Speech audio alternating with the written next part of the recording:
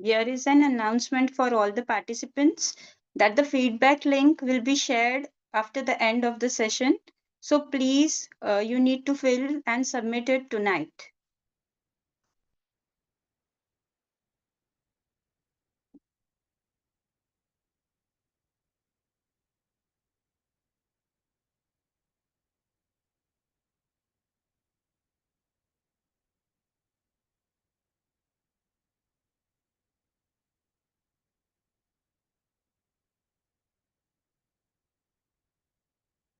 Okay, so we have Dr. Vijay Verma with us. I welcome you, sir. I'd like to introduce sir. Dr. Vijay Verma has done his PhD from MNNIT Allahabad in 2018. Sir has total 22 years of experience, including 16 plus years in teaching and 5 plus years in industry. Currently, Sir is working as Associate Professor in Department of Mechanical Engineering at Bundelkhand Institute of Engineering and Technology from 2018 till date.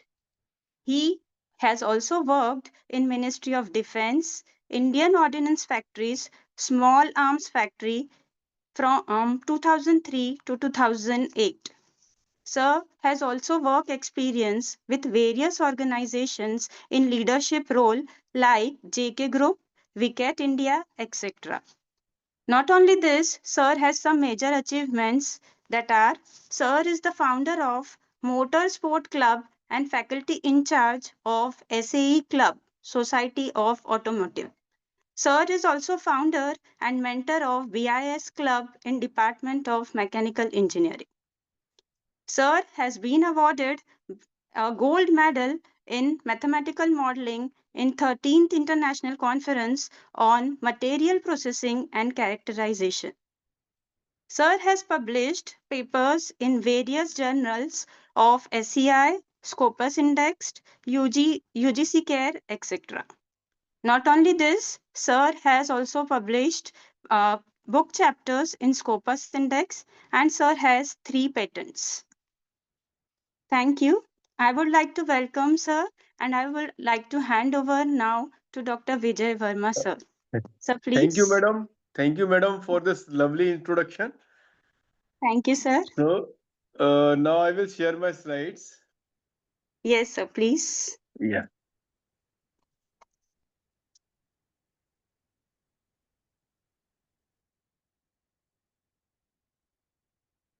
So, is my slides visible?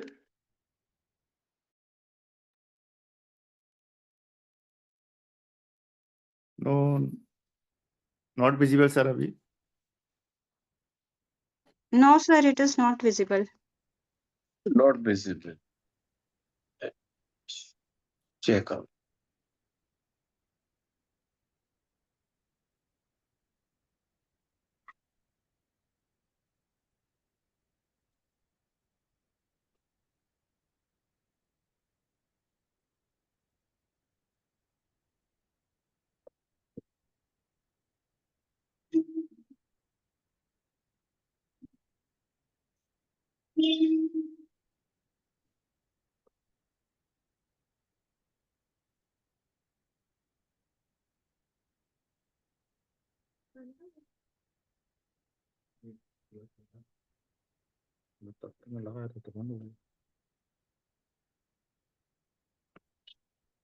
Some issue regarding the permission is there. Please wait a while. Sure, sir.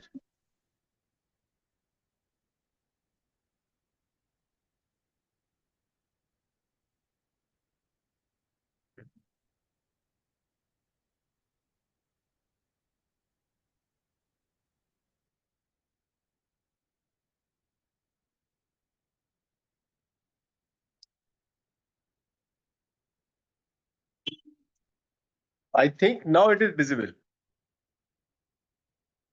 Yes, sir, it is visible now. Okay, okay, okay. Thank you. So, is the slide fully visible or it is visible in some cut short?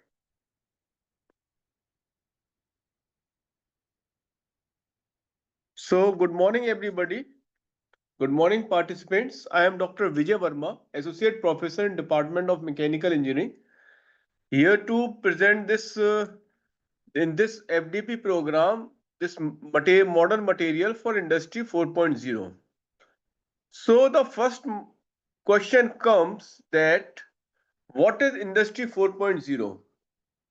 So, from the picture, we can see that this is the basic model of Industry 4.0. In this, the use of communication channel, the use of IoT, the use of computer aided manufacturing, integrated with computer aided designing, the computer aided process planning, the use of robotics. So, is my voice clear to everybody? Hello? Yes, sir. Yes, Voice sir. is clear. Yeah. So everything what you think is integrated in a one or controlled by a one mainframe computer, including the material handling, your inspection, quality checking, transportation.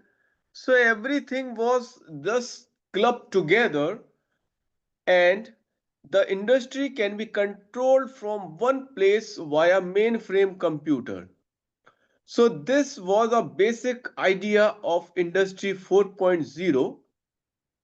So when we say that the industry was controlled from one place, it means we have to go for a good quality internet connectivity or good quality of network clubbed with a good type of hardware, a very good and intelligent hardware who can support and who can uh, analyze the big data or handle the big data coming from different sources of the industry. So this is the basic theme of Industry 4.0 in a nutshell. In a one thumbnail, I can just project this. That this is the Industry 4.0.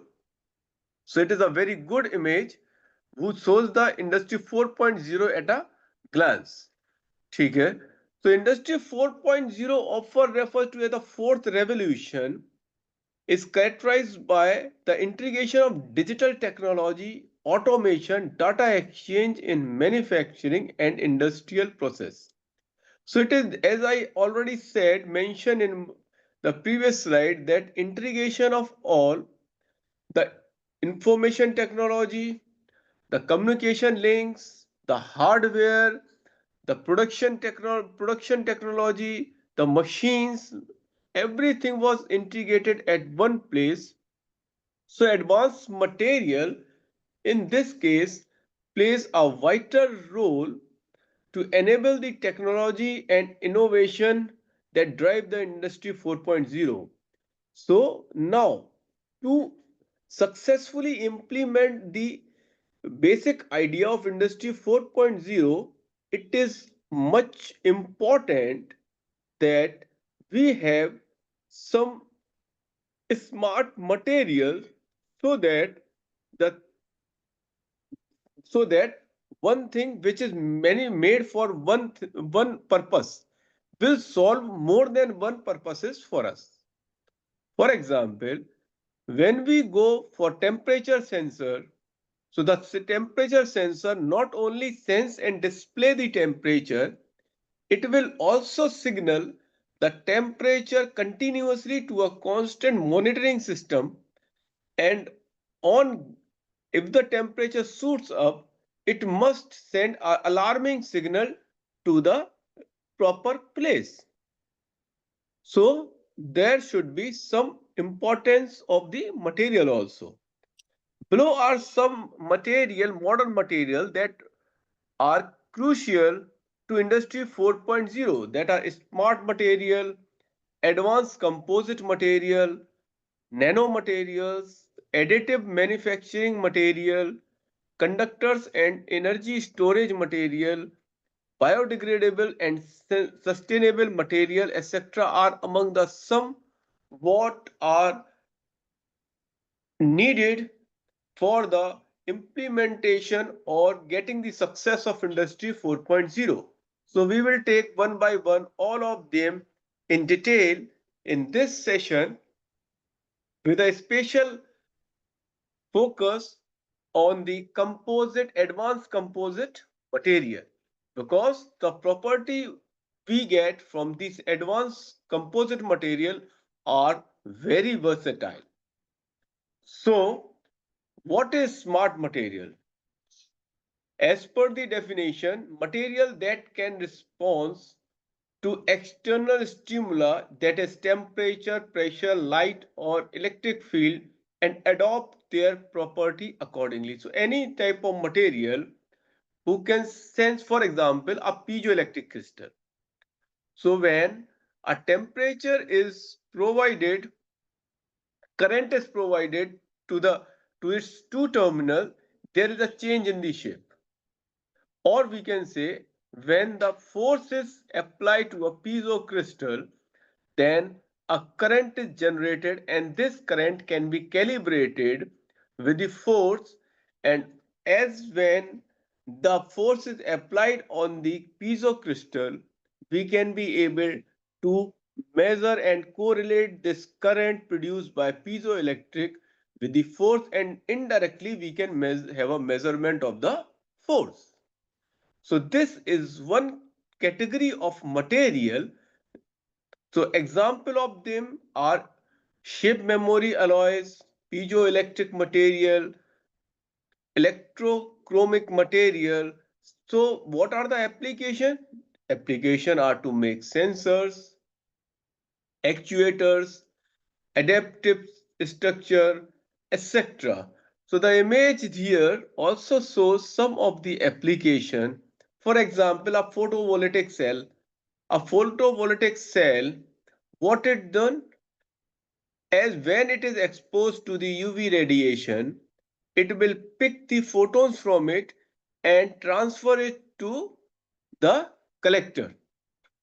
If this photovoltaic cell is used at a place where we have to sense or measure the intensity of the light, it can be done indirectly by relating the current produced by it. Advanced composite material. So advanced material from two or more constituent material with significant different physical or chemical properties. This was a simple definition of composite, because composite basically consists of two or more than two physically and chemically distinct phases. One was the continuous phase, that was termed as a matrix in it. So other is a continuous or it can be a discontinuous phase. If it is a continuous phase, it is called as the fiber reinforcement. When it is in a discontinuous phase, it is a particulate or a chopped fiber type of reinforcement. So the combination of two distinct material will form a newer material which have a extremely different behavior with respect to the both of its constituents. So this is the beauty of advanced composite material. The example of them are carbon fiber reinforced polymer. So the lightweight, high strength material used in aerospace, automotive and robotics is CRPF. So what is done in this? The carbon fiber. We know that the highest strength, as a mechanical students, we know that carbon fiber is having the highest strength what is recorded in the material section of the mechanical engineering. And these high strength material alone cannot bear the load because of the thin dimension, very less cross sectional area. So when they were clubbed or reinforced or placed inside the matrix, polymer matrix. So this polymer matrix, what is done? It will bind it and hold them together. So the exponential growth in the mechanical behavior can be seen in the composite material. So the matrix is a low quality material, fiber is a higher quality material, and a third type of material we form is a composite material. Similarly, a graphene type of composite. So in a graphene type of composite, what we use graphite as a reinforcement in the polymer matrix. So as we all know that graphite is a good conductor of electricity and heat. So electricity. So when we say good conductor of electricity, it means, and polymer, they are very bad conductors of electricity. When we mix together, we can be able to control the resistance or conductivity of the material, or we can have a selective path connectivity in that. Okay? Or a selective layer conductivity in it, in a layer type of composite. So this can be achieved by this. So the application of them is lightweight composite, structure material, high performance part. In the picture, we are shown a this nose of the aeroplane. This aeroplane structure was made by the CFRP type of polymer composite. So it is very light in weight, very having a very good stiffness and strength too, so that at a higher, as we require a very stiffer structure for aeroplane, and at the same time this structure should be of very less weight. As the weight of the structure increases, the fuel consumption also increases, so that this type of structure, in this type of structure, we have a very fuel efficient system in the aeroplane. So the next category of material here we seen is a nanomaterial. So which type of material can be termed as a nanomaterial, because they cannot be seen by a naked eyes? So as a definition, we say that any type of material in which the size of the material is less than 100 nanometer. So if the fiber is said as a nanofiber, it means the diameter of the fiber is in nanometer range, but its length is very high. The length can be in microns or mm. ठीक है? So this exhibit unique property due to their small size. Why? Because as an engineer, we know that bulk material contain many type of defects. So as the thinning of the material is done, the reduction, the defects in the material will be reduced exponentially.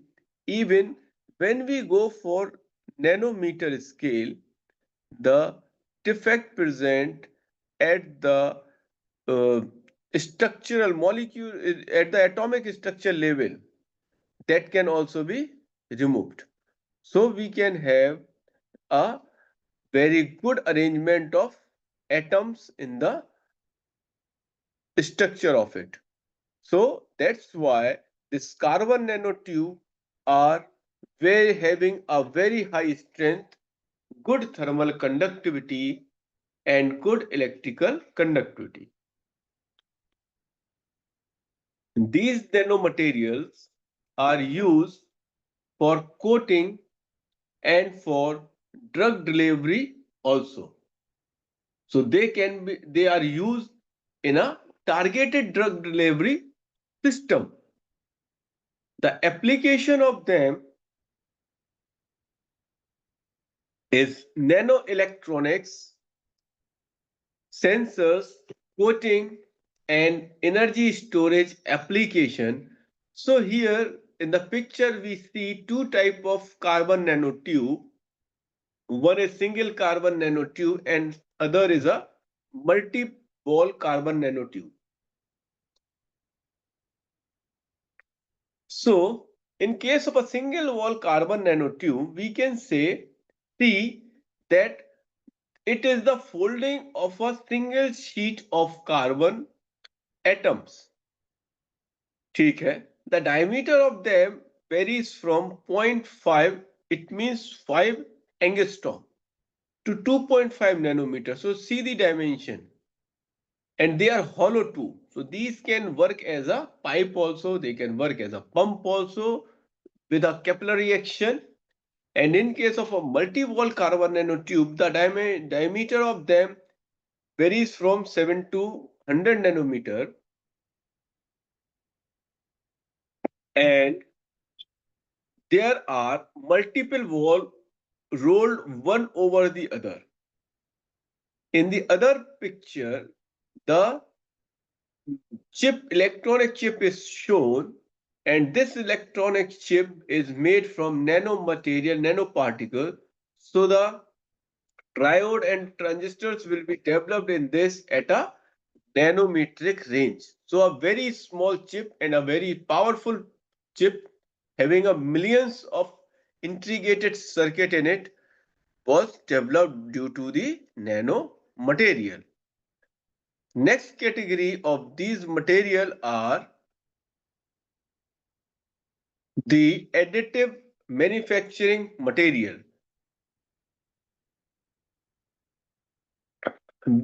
So in a present scenario, we all see that, listen, several things, that the joint are 3D printed joint. Several things are coming in a 3D printing form, because when we go for 3D printing, what is done? The article will be produced from the CAD model directly with a very less time. And you didn't have to go for much machining.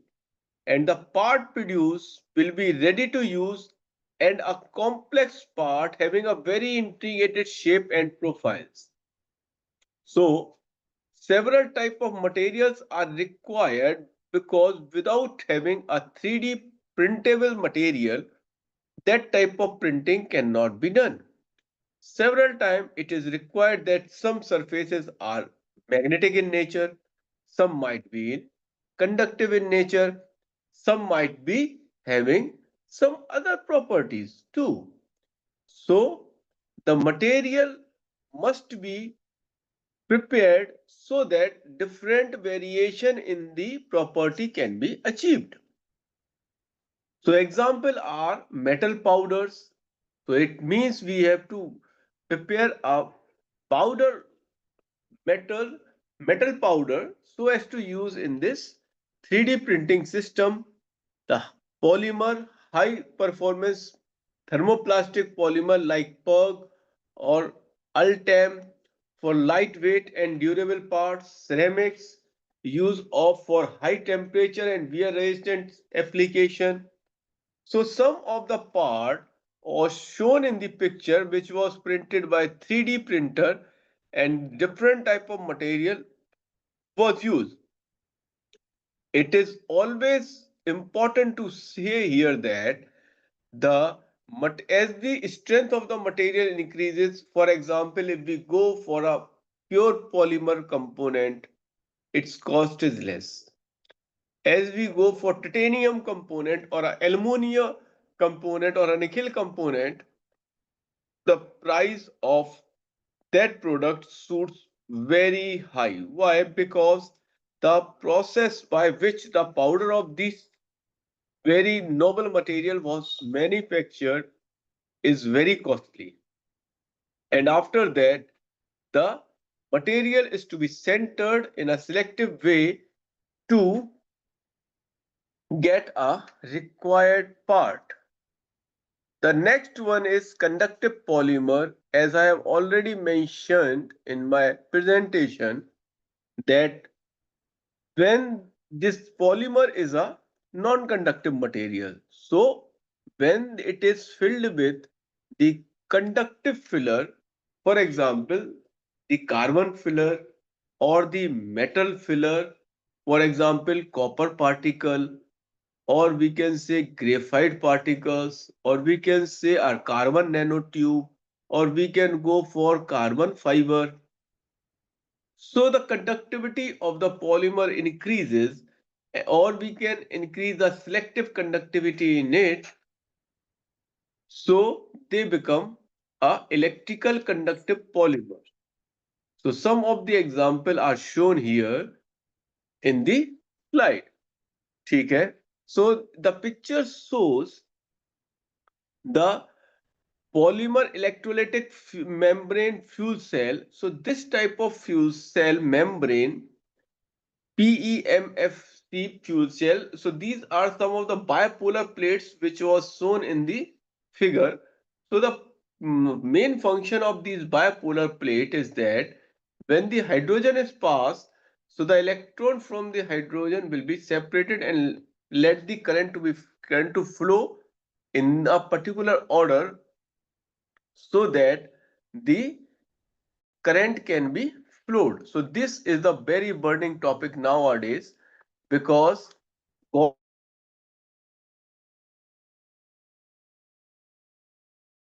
is causing a lot of pollution, and the EV was developed, but EV itself have a very good quantum of pollution, because and dependency too, because the lithium battery, for battery we require lithium, and lithium is available in few countries. So like the petroleum product, we will depend on lithium too, which is to be imported from outside India. Secondly, when to discard this lithium ion battery, it will create pollution in the environment. So they cannot be said as a non-polluting vehicles. They are can be said, a proper term is less polluting vehicles. So with a proper treatment, the pollution is less, but they will create pollution. But in case of a hydrogen fueled vehicle, this type of fuel cell will be used who create electricity, and the vehicle will move with this electricity, and we have to refuel the engine with hydrogen. So the problem with the electric vehicle of charging it overnight reduces, and this hydrogen filling can be done with within few minutes, like petrol. So this is a burning field for the development of fuel cell for the modern and futuristic vehicles. And the second problem when with the material is that the available material from in the earth crust are depleting soon. So we have to go for a synthetic material. When we go for synthetic material, the problem arises that these synthetic material will have a degradation problem, or the disposal problem. Disposal of this material become a very big problem. In present case, we see that plastic and carbon footprinting print is a big problem which is worldwide nowadays. In one day, we use many type of plastic products which are not even degradable after 50 or 60 years. And the earth was become a very bad condition due to these. And every country is facing the problem with these material. So a newer type of material will be searched and developed is biodegradable and sustainable material. The property of this biodegradable material is that it will not harm the environment and also it will degrade purely to the raw form. So, in the image, we see that a plastic, a bottle which is looking just like a plastic, having a properties means the mechanical strength, holding capacity and all like plastic, but it is made up of a biodegradable polymer, a category of a polymer which is biodegradable in nature. So within 6 weeks, we can see that the bottle is just degradable 50 or 70% degraded in just 6 weeks. Whereas a normal plastic, polyethylene, or a nylon bottle will not degrade with 50 or 60 years. But this type of material will degrade very soon and 60-70% up to 80% in several cases, depending upon the thickness and all thing, it will degrade 100% within 10 weeks.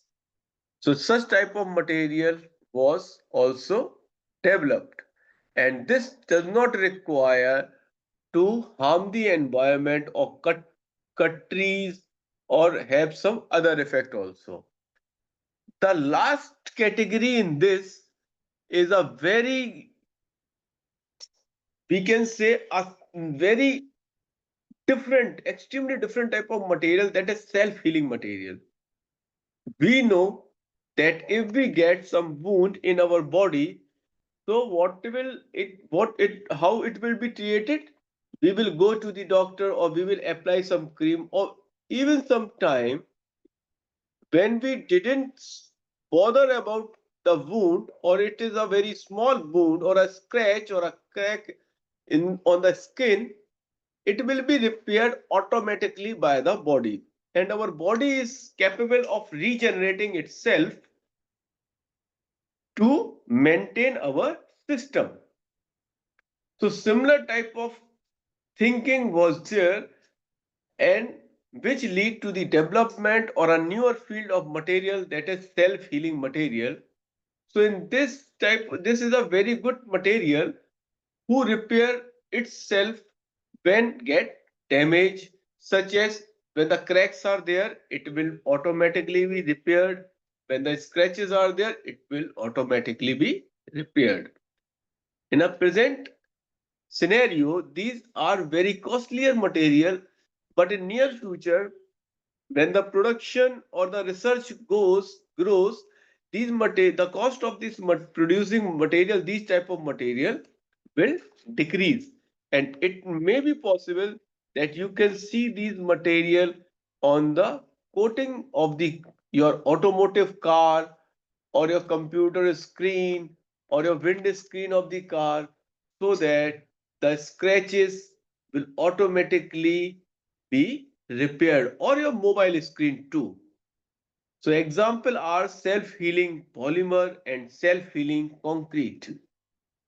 When we say a self-healing polymer, it means these polymer are being reinforced with micro or nano microcapsules or nanocapsules filled with formaldehyde or other type of diformaldehyde type of material, which liberate these microcapsule will burst as the crack propagate or interact with these capsules, and the solution filled in it will come out and it will filled in the crack and solidify themselves.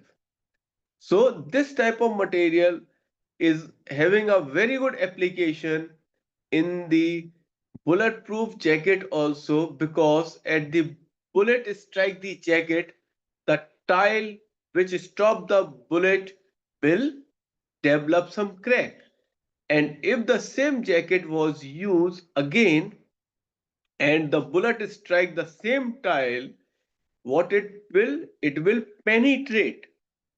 It will penetrate means the bullet will penetrate the jacket and bullet will definitely hit the armor body or a soldier body.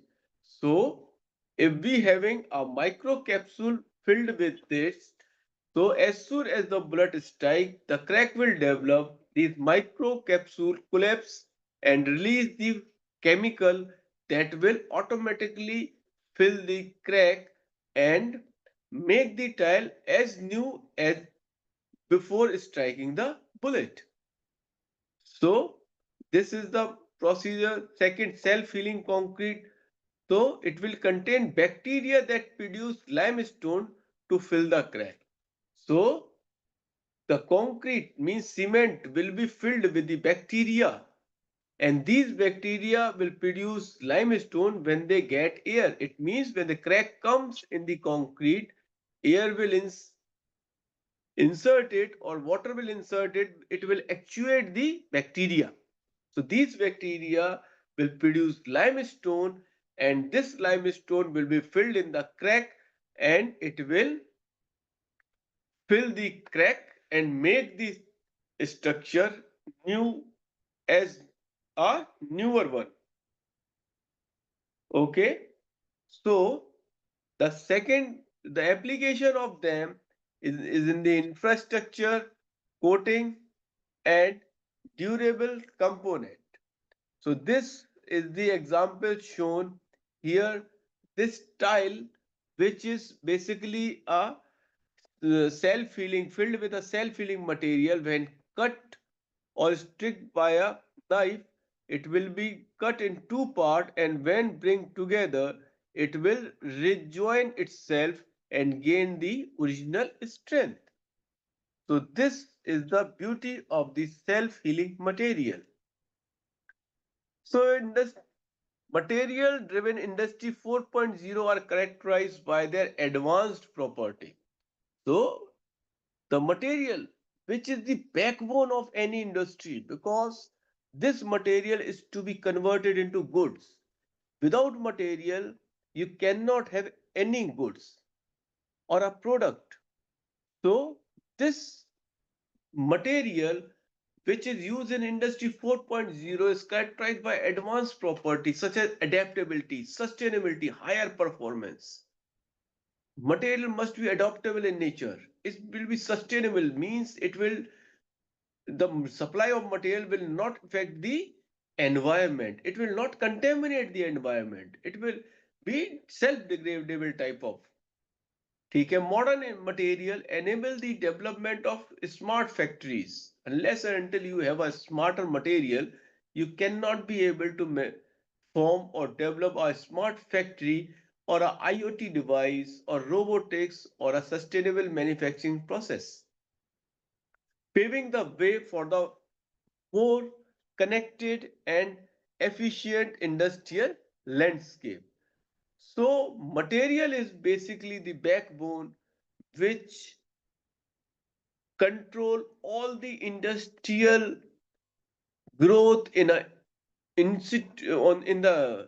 country, without which if we don't have a material, for example, presently we require lithium to produce the battery.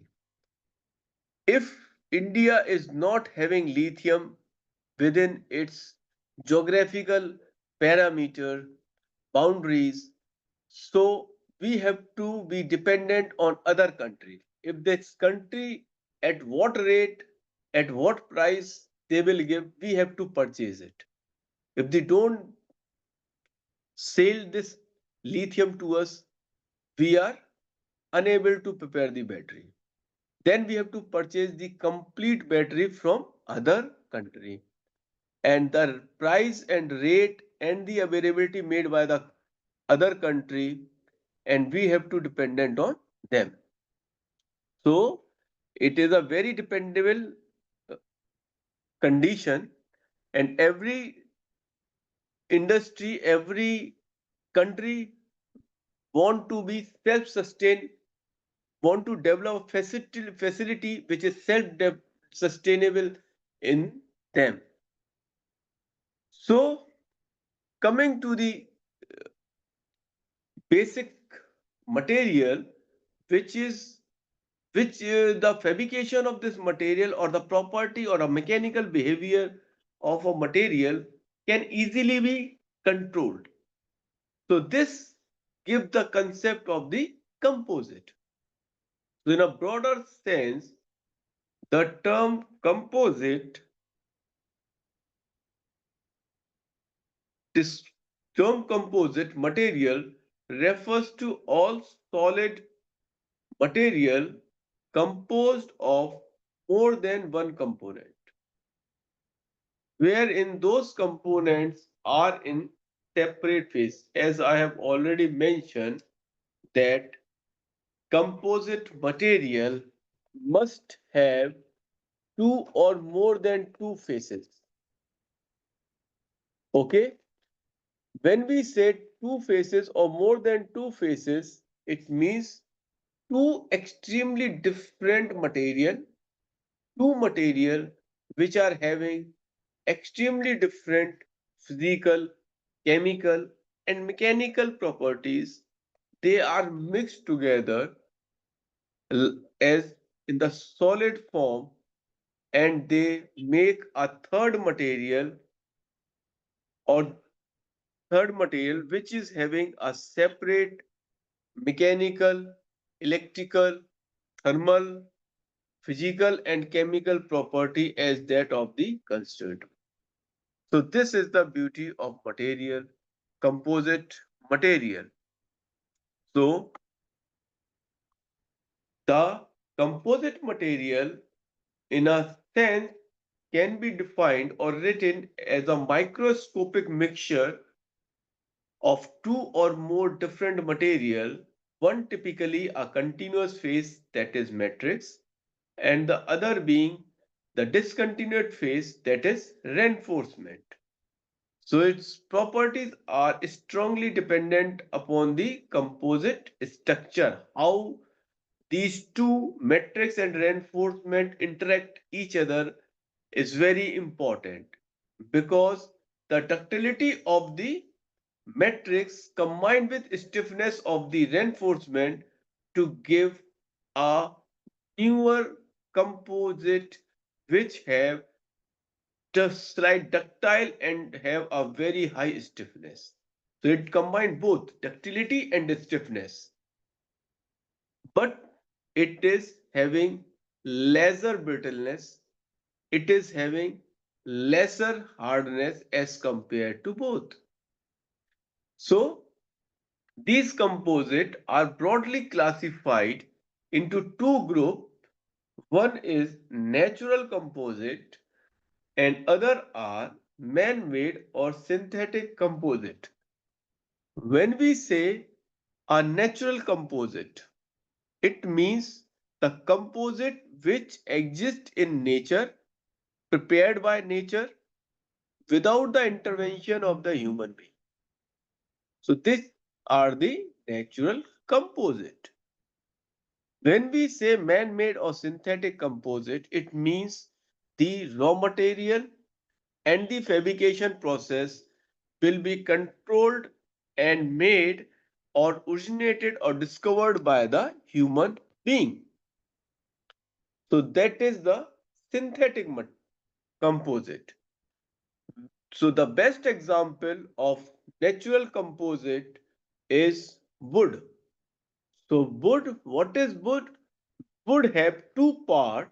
One is fiber and second is floppy.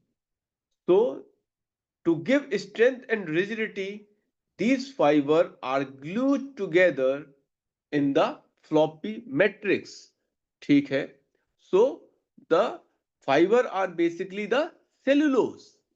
So this gives the principle of combining two or more pure substance with distinctly different properties to have desired output property. See, in nature, there are several type of wood. The color of this wood differ from one type to another type. The hardness of the wood differs. The arrangement of the fiber and cellulose differ. The hardness of the wood differ. The size of the fiber differs. So there are very vast category in which exist in nature, from very soft wood that was cheer or deodar to very hard wood that is tal or sisam.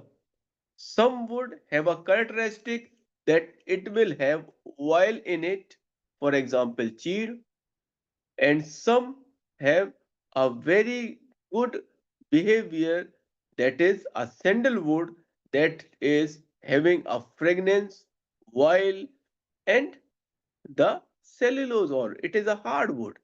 So in nature different type of this characteristic wood is available. Similarly, when we say the human being, so human being is the limb, the leg of the human is also a composite. In this, bone is the force taking member, and the flesh, flesh क्या करता है, उसको support करे हुए है सिर्फ. Without flesh, the bone will break, and without bone, the flesh have no structure. So the structure is given by the bone. Main load taking capacity is of bone, and plus join all of them in a continuous matrix. So this is the beauty of a human body also. So the wide variety of property combined combination is possible in man-made or synthetic, because in nature there are specific categories and specific type of properties available in different type of wood or different composite. Whereas in case of man-made or synthetic composite, we can have numerous type of combination, numerous type of properties variation. So the question comes, why we use composite? So the slide shows first two images. On the right upper corner shows the weight and thermal expansion of the material. When we say weight, so that when we say weight, it means the we are comparing density. We are comparing density per unit mass. So per unit volume. Okay. So in case of steel, the density is very high, so the mass or a weight is very high. In case of aluminum, the density decreases, so the mass also decreases. In case of composite, the density decreases further, okay, so the weight decreases. In case of thermal expansion coefficient, steel is having a very compact structure. So the thermal expansion is less as compared to aluminum, which is not as compressed or compact structure as compared to steel. But in case of composite, the phases are physically and chemically separable in form. So it might happen that one phase will expand and the other will contract on heat. So what will happen? The contracting member will share the load of the expanding member and not let them expand. So there will be very little or no expansion. Similarly, when we see the specific stiffness or specific strength, means the stiffness to density ratio. So in case the stiffness divided by density, the property of composites suits both aluminum and steel, because the weight of them is very high as compared to the strength. Similarly, the specific stiffness, so the specific stiffness of the composite is very high compared to the basic conventional both type of material. So, in this way, we see that composite offers four type of benefit to us. They are lightweight, they are having a lesser thermal expansion, the specific strength and specific stiffness is very high of the composite as compared to the two basic structural material normally used in engineering application, that is the steel and the aluminum. So these slide give the same uh, this explanation of the above slide what I have already done. So look at this slide. This slide shows the particular pinpoint application of this composite. So the left part shows the nanoparticles and powder.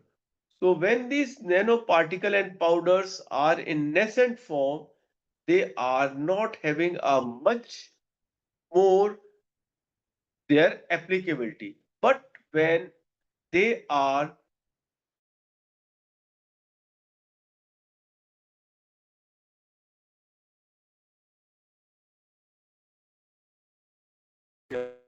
in the warhead planes, or we can say a plane that is not being detected by the radar system, and these are very high speed planes. Even you can see the your drones.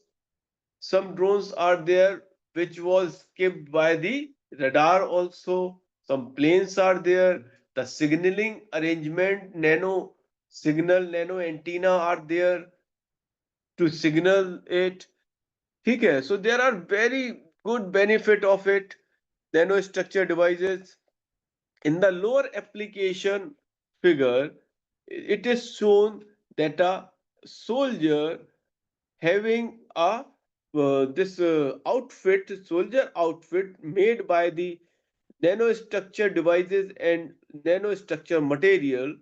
So the helmet, what he is wearing, a bulletproof helmet, a bulletproof body armor.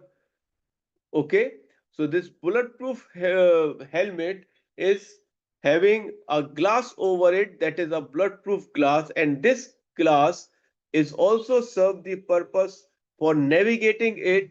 The ears are also having a this microphone or a micro speaker by which he was directly communicating to its base center the body temperature of this. As in a warhead, you have to control your body temperature also. You, because the war can be in a desert area, the war can be in a snow area also, where the temperature is in minus degrees, minus 30 degree or minus 40 degree, as in case of the Ukraine also. So the body armor is will also control the humidity inside it and the temperature of the body, so that the soldier is very comfortable and can take right decision when to fire or when to fight or not, and which type of cell is to be fired. In next slide, a common example of composite flow autoclave products was shown. So the example starts from traffic industry, means the buses. The nose of the Vande Bharat train is also fabricated by the composite material. The panel, the bumper of the dampers. Bumper are basically the front and back dampers of the car. They are manufactured by the composite material. So they are very lightweight and they are very stiffer in having a very high stiffness to resist the impact on it. The engineering construction. In engineering and construction, there are we can have the uh, tank which are capable of storing several type of chemicals, and they can be assembled at any place in a very lesser time, and they are having very low weight. The aerospace or aircraft was manufactured by it. The ship hull and the marine outer body, submarine, will be built by this. In case of energy, so the windmill blade and windmill body was manufactured by this. In defense, the body armors and the plane body, helicopter and plane body was made by this composite material. In case of the sports also, sport, that is a basic day-to-day need.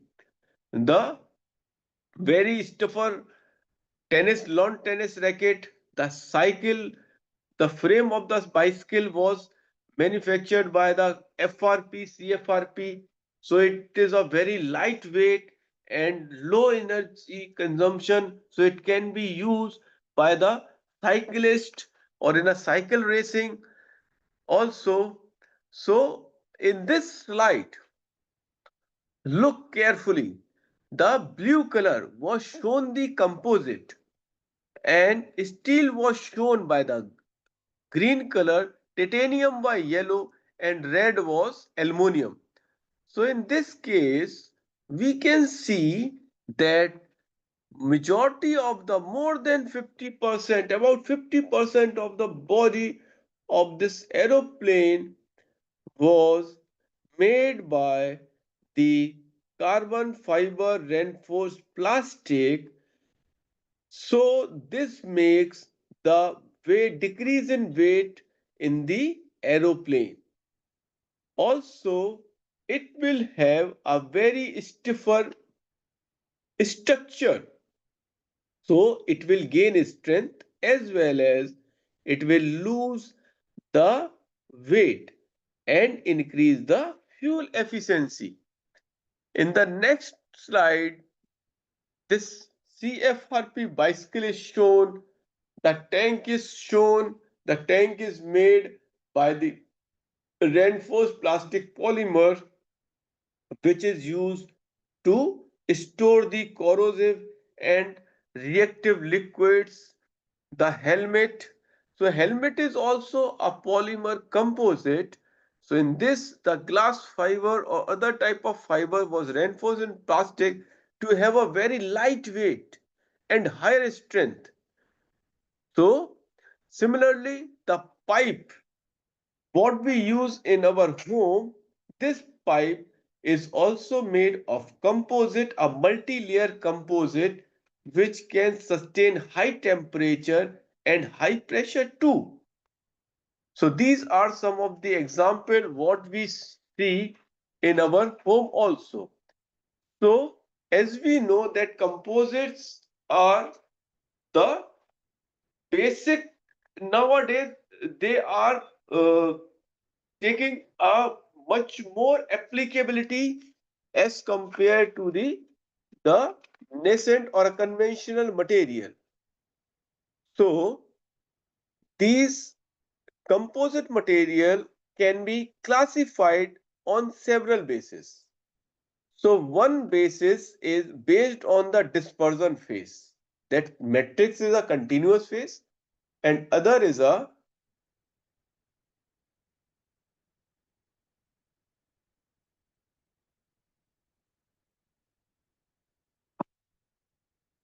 discontinuous phase, that is the dispersion phase.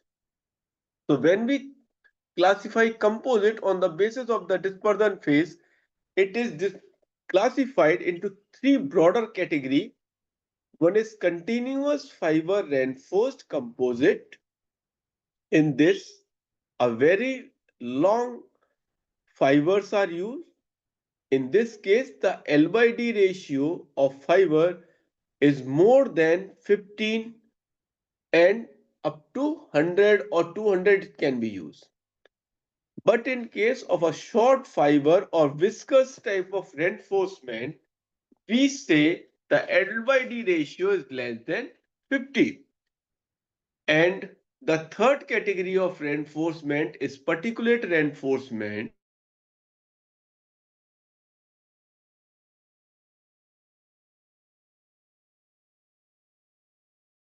almost are equal. So these three will further be classified, that is, the continuous fiber reinforced composite was classified as unidirectional and bidirectional. It means the arrangement of fibers inside the this fiber mat. So when the fibers are unidirectional in nature, it means all the fiber are laid in one direction. All the fibers are laid in one direction.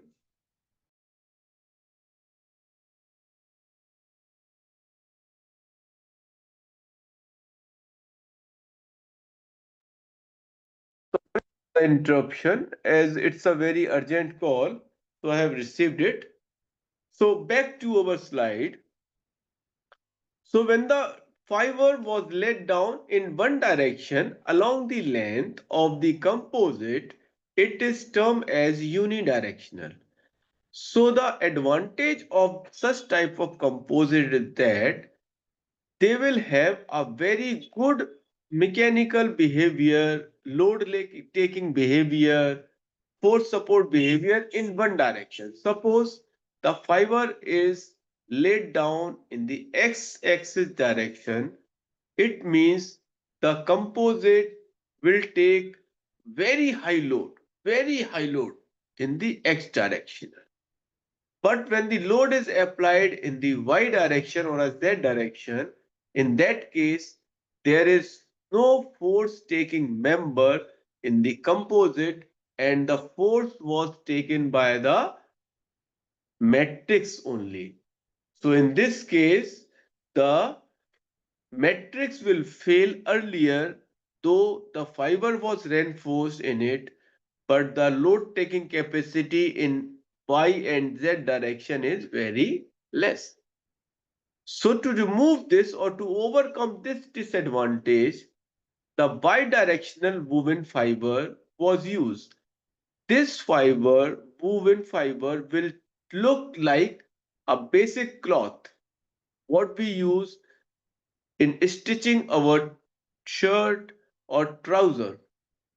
So they are normally perpendicular to each other. It means a bunch of fiber was going in x direction and second bunch of fiber was going in the y direction. So the weaving pattern can be of several types, but they will take load in both direction, x as well as y direction. So they basically become the ply or laminate. Accordingly, they are further be classified as woven, cross ply, or angle ply. When we say woven, it means both are moved at 90 degree. They are either plain wove or they are cross ply wove. When we say angle ply, it means both the fiber are at particular angle, might be 30 degree, 40 degree, 45 degree, 60 degree or 90 degree. Similarly, the short fiber or viscous reinforced composite was classified as aligned and random. When we say aligned, it means all the chopped fiber or all the reinforced material is aligned in one direction, in X or in Y or in Z direction. So they will have the directional property in this case also. The directional property in x-axis was very high compared to the remaining two. When we say so, to overcome this directional property problem in case of short fiber, we go for random dispersion. When we say random dispersion, it means no two reinforced material, means no two particle of the reinforced material will have the same orientation. So one particle can be oriented in xy, second might be in YZ, third might be in ZX plane.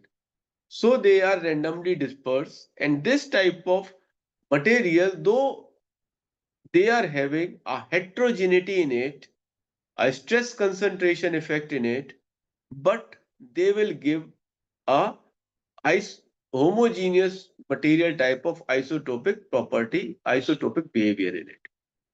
ठीक है? So they are such type of behavior. Now the composite can also be classified based on the matrix material. What material was used as a matrix? So they can be three category of material. One is a synthetic material, that is polymer. In this polymer, we can have a thermoset, because a polymer has three classification: thermoset, thermoplast, and elastomer. So all when we use any type among these three as matrix, so the consecutive polycomposite was termed as a thermoset polymer composite, or thermoplast polymer composite, or elastomer type of polymer composite. The second category is of metal. So when we say metal, it means metals and alloy or intermetallics. And third category is of ceramic material. So they are oxide, non-oxides, and carbon. So they are category of material. So what is matrix material?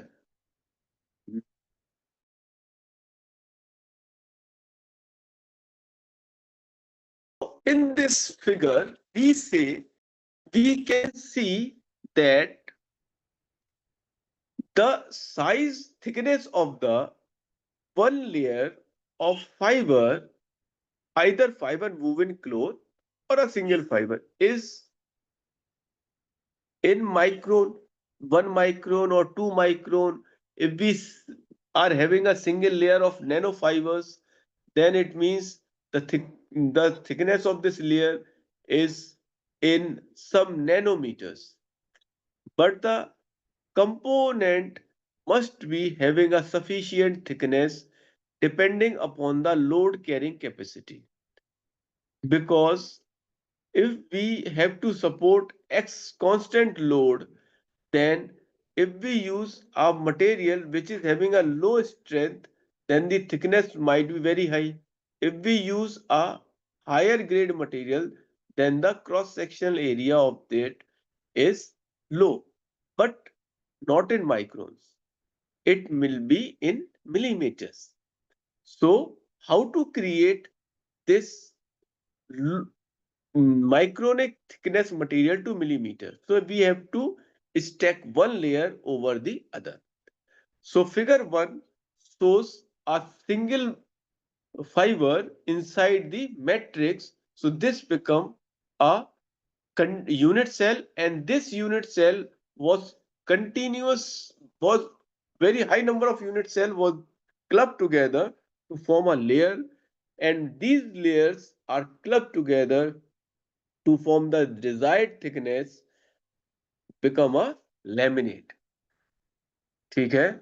So this figure basically explain the composite. One is matrix, the yellow block. Second is reinforcement, that is the blue crisscross blue mat was shown. When these two was clubbed together, they become composite. So as we have initially defined, this composite material is having two faces. One is continuous, second is discontinuous, and both are in physically and chemically separable form. They will not mix with each other. So what are the function of matrix?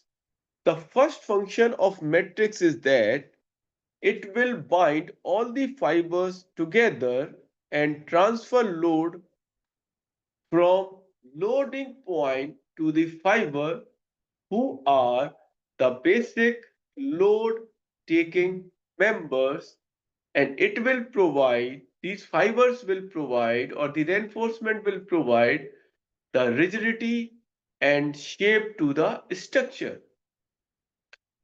And the matrix isolate the fiber individually so that the individual fiber cannot be separated. This will also stop the propagation of cracks across the fiber or in the cross direction of the fibers. It will also provide good surface finish and net shape to the part. Net shape means a usable shape. A usable shape. If we want to make a cup or a bottle, so it will hold the fiber in that form and make that shape. And the three broad category of matrix material, as we have already said in the figure in the previous slide, that it can be a polymer, it can be metal, or it can be a ceramic matrix. So type of matrix and its application we will discuss further. So classification of an engineering polymer. ठीक है, तो engineering polymer was classified as plastic, that is thermoset or thermoplast. Okay, and the elastomer can be natural, elastomer can be synthetic. When we say natural, it will be vulcanized or latex. When we say a synthetic, it means a thermosetting elastomer or thermoplast elastomer. So this is the broad classification of polymer. So why to use polymer? Everybody was just emphasizing that use polymer, polymer matrix composite and falana, falana, falana. Why? Because the first added advantage of polymer is that it is synthetic material. It will not deplete, it will not be digged from the earth, or it can not be mined. So the mining cost can be saved. The problem of limit or the limitation of using the material or importing the material is saved. So many things can be saved.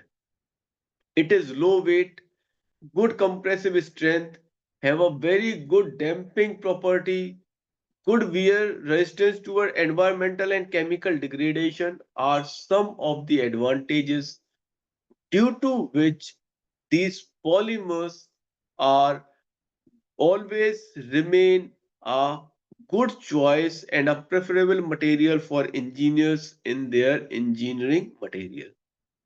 But as every type of material is having its disadvantages also. Among the polymer, the disadvantages are more.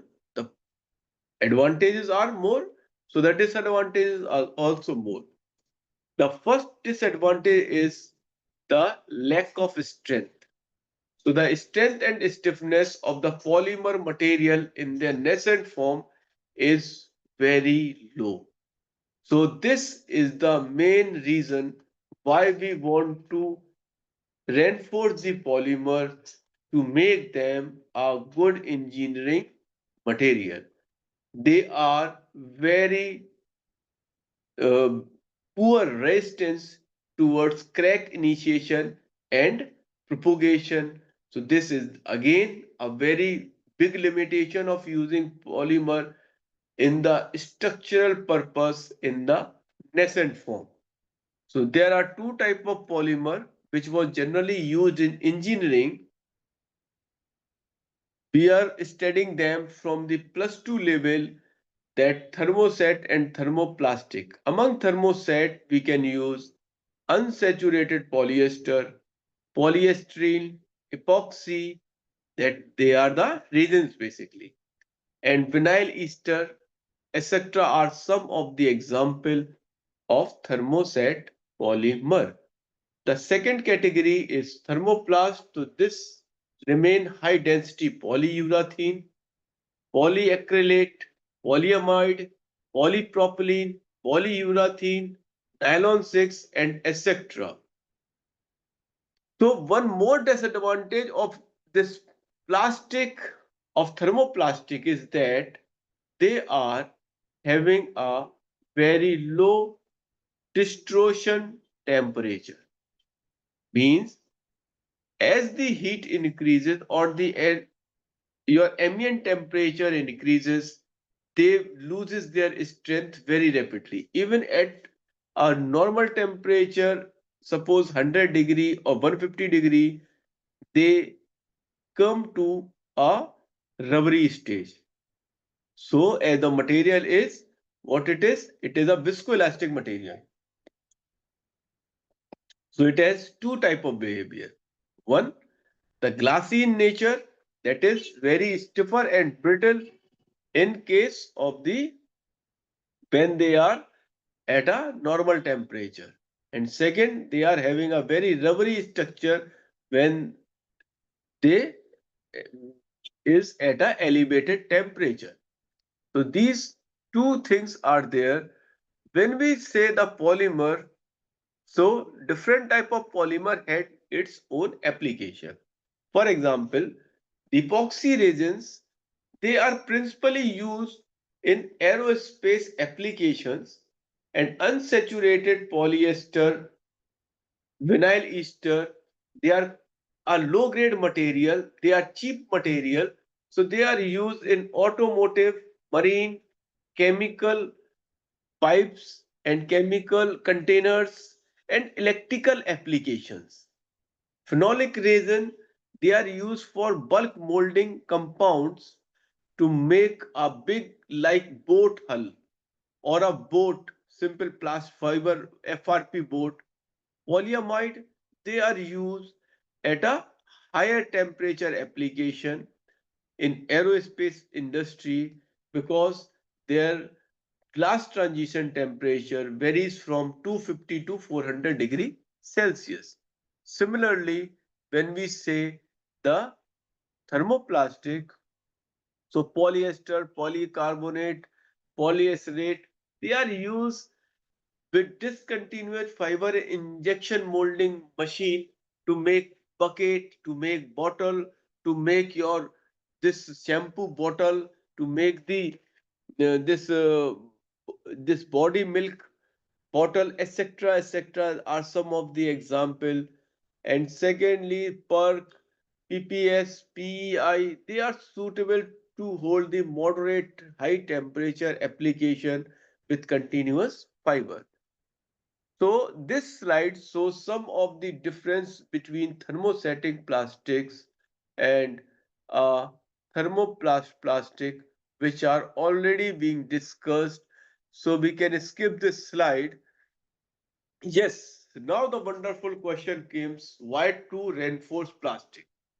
So we see that thermosetting resins have some set of mechanical and physical property. The density is 1.25, young modulus is 3.5, very less GPa, tensile strength about 50 MPa, fracture toughness 0.5 MPa per meter, thermal conductivity is very less, the thermal expansion is very not so good.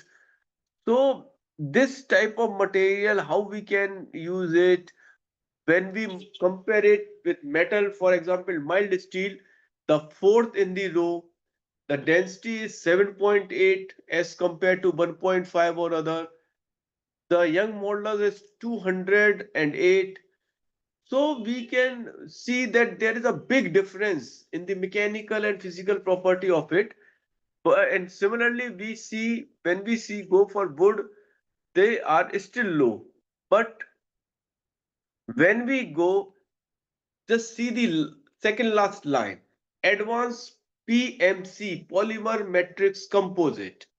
So when we are having a unidirectional fiber, the density is 1.6, which is very less as compared to metal, that is 7.8. But in this case, the young modulus is 200 GPa. The strength is 1500 MPa. So see, though it is of plastic, The matrix is polymer, but the property of these material are several fold higher than the structural steel. So this is the basic theme why which or due to which we want to reinforce plastic and make them a usable material and a good use in the engineering industry. So this slide shows the specific strength and stiffness value for conventional and composite material. So the lowest, the lowest oval shows aluminum, titanium and steel. So this is the specific strength and specific strength of the conventional material. Whereas you can see the CFRP UD unidirectional point at the highest level. So this is basically so all of the fiber reinforced plastic they are having very high specific strength and stiffness. Okay, so this is a specific slide why we want to use epoxy resin. Why? Because it is having a versatile system and a broad property and processing ability. So quickly we will go with this slide. It will have low shrinkage, almost a wide range of material, many application from aerospace to sports good.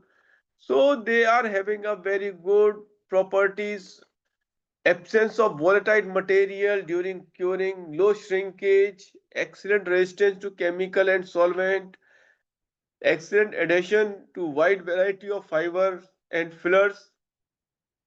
Similarly, when we go for fibers, so they are load taking member in the structure, 17 to 90% of the loads are carried by them. They have very high stiffness, strength, thermal stability, what we have already discussed, the surface intact of fiber and matrix in the composite very strong. So this, yes, this is the curve, what we know or what we see in this is that the dark line, that is the stress strain behavior of the fiber and composite.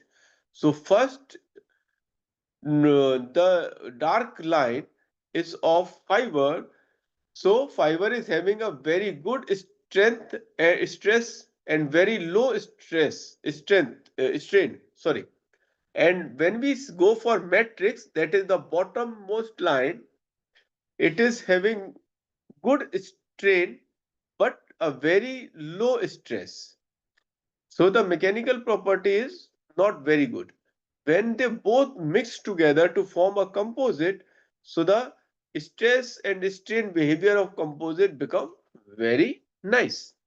So this is basically a main reason. Type of fiber, we can use carbon fiber, glass fiber, organic fiber, ceramic fiber, natural fiber and all. So what are some of the method by which the fiber composite can be manufactured? So the organizers, IPS college. Yes, sir.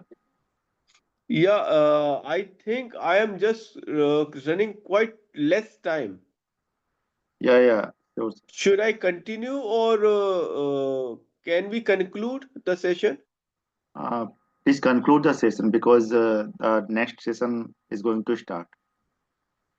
Okay, okay, okay. So I will conclude it within 5 minutes. So these some of the methods. So the method which are being used for the thermoset type of polymer composite is not same as the method used for thermoplastic type of polymer. In this, because they both are having a separate set of properties and behavior.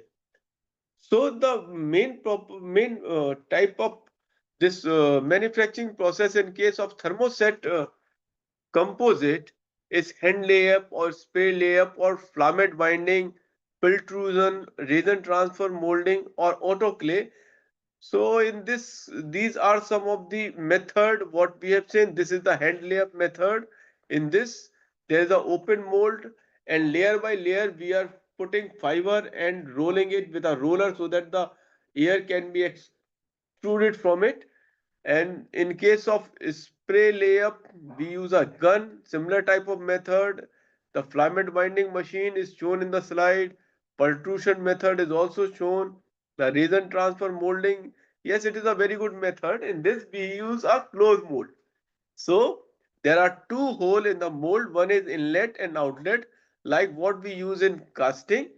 One is the riser and second is the runner. In this high pressure fiber and this resin fiber was laid down first, and then the mold was closed, and after that the high at this resin was filled in the mold at a higher pressure, and then cure and the piece was ejected.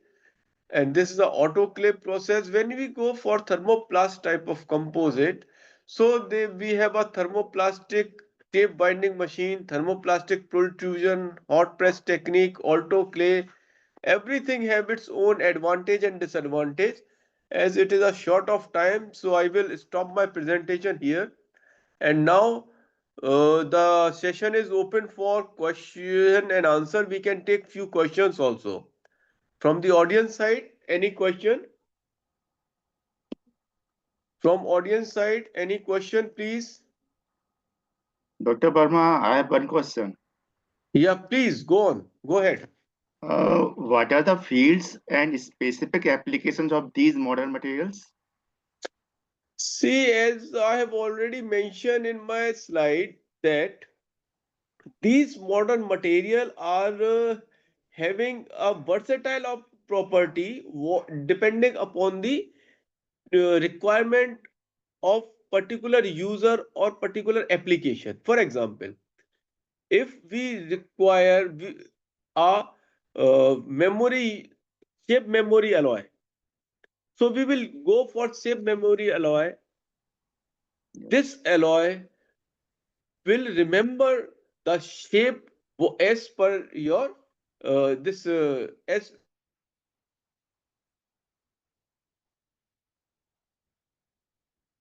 it will regain its shape. So this is one application. So that normally used in present day in a very good product, that was your matrix, shape memory alloy matrix. So it will when you lay on the matrix, it will take the shape of your body and remember it. And next day you will feel very comfortable on that matrix. So this was a very good example of it, of this type of material. Anything else? Good evening, sir. Sir, also I have one question. Yeah, Sir, please. sir, what are the latest breakthroughs in self-healing materials? And sir, can be applied in industry? See, this in case of the concrete system, it was in a case of it was just in a experimentation in a development phase. In case of the polymer, there are in case of this bulletproof jacket, some application was made by the US Defense Force. So they have used some formaldehyde type of dipentadine formaldehyde. Yes, dipentadine. They have used in the this tile. So as the bullet strike, it will become stiffer and the crack will grow in it. And as the temperature decreases, these dipentadine capsule burst and fill the crack. So the need of immediately replacement of the tile in the war field, which is not possible, will reduce, and the chances of injury will also reduces in this case. Though it cannot be removed, it cannot be made zero, but the chances of hitting, chances of breakage by second hitting of the bullet reduces. So this is implemented there in US, and in India we are this DMSRD was also in the row to develop such type of product to for body armor also. Thank you, sir. Okay. So, Dr. Manoj, Yeah, yeah, shall we close now? yeah. Okay, then. Thank you. Thank you, the organizer, for uh, this giving me the chance to communicate with the audience. The presentation slide on the screen shows my contact detail. So if anybody have any query regarding this or want to work in this field, can contact me in person by writing a mail or through phone. So we can have a discussion and we can also have some collaborative work. Okay, thank you then.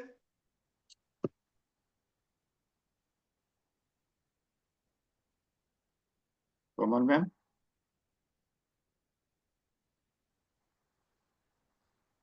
Okay. Am I audible, sir? Yes, sir. Yeah, audible. Yes, sir. Thank you, Dr. Verma. I Yes, would sir. like to say that the session was very fruitful, and I think all the participants would have definitely gained a knowledge. And how beautifully you explain such a vast area in a 1.5 hour. It's very, it is very recommendable, and I would say that the expertise on the subject which you have shown here, that really inspiring us, and we should work in this direction. And actually, I also have a query, sir. Yeah, Might please. be not related with this. A few of the companies are working right now for the water hardness separation, because Hmm. in the boiler heat exchanger, in this the treated water is used nowadays, means Yeah. every time it is used, because of the Hmm. scaling problem in the tubes, in a cell tube heat Yeah. exchanger. Hmm. So what currently industries are doing, they install a separate water treatment plant, so and Hmm. that cost too much for them. So Yes, there yes. is a company, yeah, so there are very various companies. One of them is Rajasthan is having their, actually the company is of abroad, but in Rajasthan, Jaipur, they are having their Hmm. franchisee, and company name is Colloidotron. So Okay. Colloidotron, what actually, what they are practicing in it, that a type of alloy material they are using, and Hmm. as soon as the water comes in contact of that alloy, the hardness automatically gets separated, and it's sedimented at the bottom in the sump tank, and the Hmm. soft water is gone through. So I'm interested in that, what kind of the material that is. If anybody of this session can work on it, then it's a very big challenging, and it's a very big area of the research, because Yeah, in yeah, that yeah. no electricity is being provided in this, no chemical Hmm. insertion is there. Once a Hmm. very small capsule type a pipe is, that pipe having that material is implanted between the pipeline, and it works automatically. So I have so I think if you have any information about it, then please enlighten us. Oh, actually, I have also gone through one research paper regarding this. So they have basically developed a membrane. So this Hmm. membrane will not allow the particles which make the water hard. That is the calcium carbonate and other things. Yes. So it Yes. is basically a membrane which allows only pure water molecule to pass through it, Mm. and remaining other will be dropped. As Okay. the example I have shown for the bipolar plate. In case of a bipolar plate, what it will do, it will allow only electron to pass, and remaining all things remain behind. So when this hydrogen will react with the atmospheric oxygen, it will produce the water vapor as a emission and electricity by which the vehicle will run.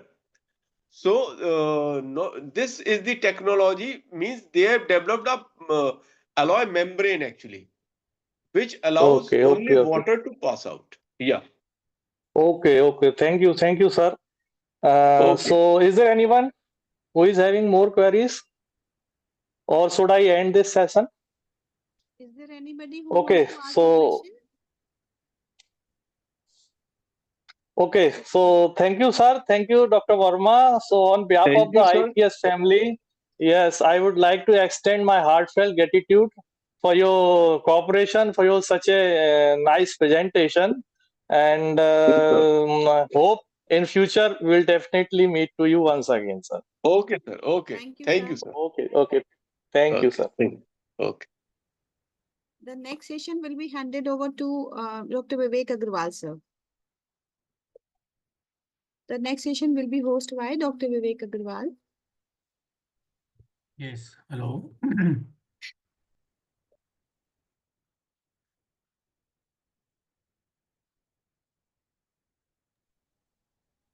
Okay, can you hear me? Yes, sir. Fine. So our next speaker is Amit Mehta, Mr. Amit Mehta. Is there? Yes. Okay. Yes, sir. Welcome to this session. I heartily welcome you on behalf of IPS College. I would like to tell about Mr. Mehta. He has done his BTech from MITS, and from IIM Ahmedabad he has taken some certificate. Presently he is working as Vice President Operation in Wonder Cement Limited, and before that he has worked in plant as a plant head, Kalburgi Cement Private Limited, then plant and technical head at JK White Cement, and senior GM at plant operation at ACC Limited. So, with rich experience, Mr. Amit Mehta is going to deliver you a lecture. So, I cordially invite Mr. Mehta. Hello.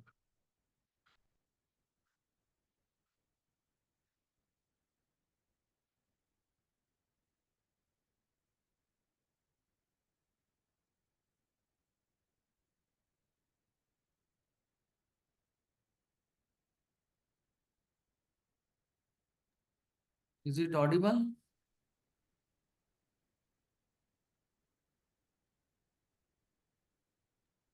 Okay. Sir, voice is audible? Yes, sir.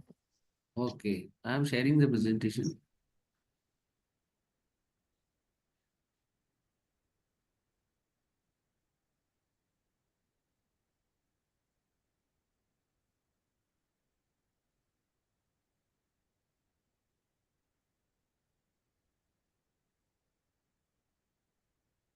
Screen is visible on your screen? Yes, sir. Yes, sir. It is visible.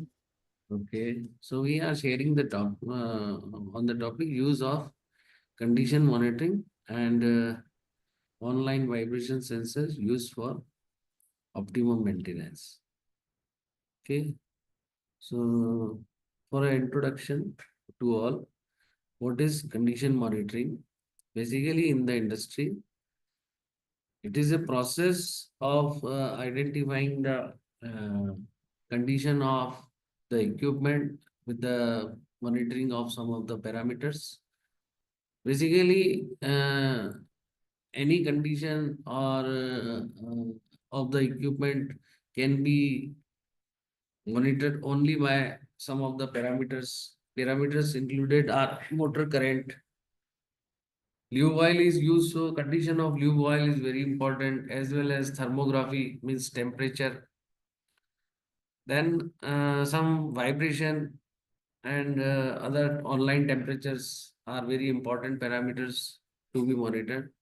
So the whole purpose of condition monitoring is the health of equipment is being monitored, identifying the defects pinpoint the exact defect and identify the correction, and then implement them so that equipment will not failure due to the deterioration of some of the parameters.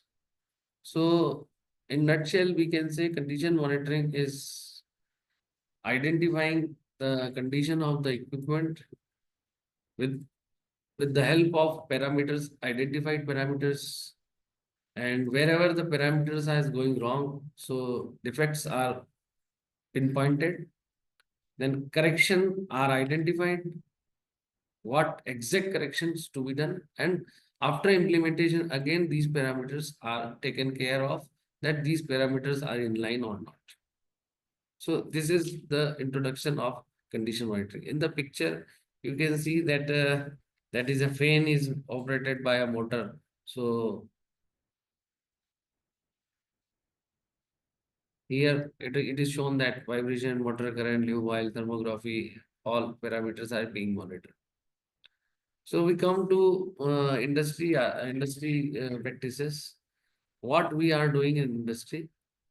So we are following maintenance is with respect to reactive, proactive, and predictive. Reactive is we are using our senses basically. When the systems were not developed, condition monitoring techniques were not developed. So whenever engineers were going, they are using their senses and they are identifying the condition of the equipment with the help of heat developed at the equipment by feeling if there is noise, if there is smell, is there is smoke, or any breakdown is there. This is the old version of still this is being used, but nowadays we are using some proactive approach like we are using lubrication excellence. So here we have adopted total lubrication management. I will elaborate on this topic. What is total lubrication management? Then precision maintenance means we are using best tools available like alignment, tool for alignment. We are doing balancing before the equipment vibration is going haywire, and then we are planning shutdown for the equipment and then root cause analysis. These are some of the proactive approach which are being utilized while doing maintenance in industry. The most important practices we are following, that is predictive maintenance. It is just like when when a person is going for a for to a doctor, doctor is asking oh, what is your history of your problem, what symptoms he is feeling. Okay, he is physically checking and then he is going some of the tests, etc. So likewise in the equipment the same pattern is being followed. First we understand that the first is the physical condition, then we identify what is the history of the equipment, that is in through we coming through proactive approach, that is what was the root cause analysis of previous breakdowns, and what is the condition of alignment, what is the condition of bearing, okay, what are the clearance of the bearings. So these are the history of the equipment. Okay, and in predictive we are doing vibration monitoring, we are doing oil analysis, we are doing ultrasonic testing, and we are doing thermography. So vibration analysis is nothing but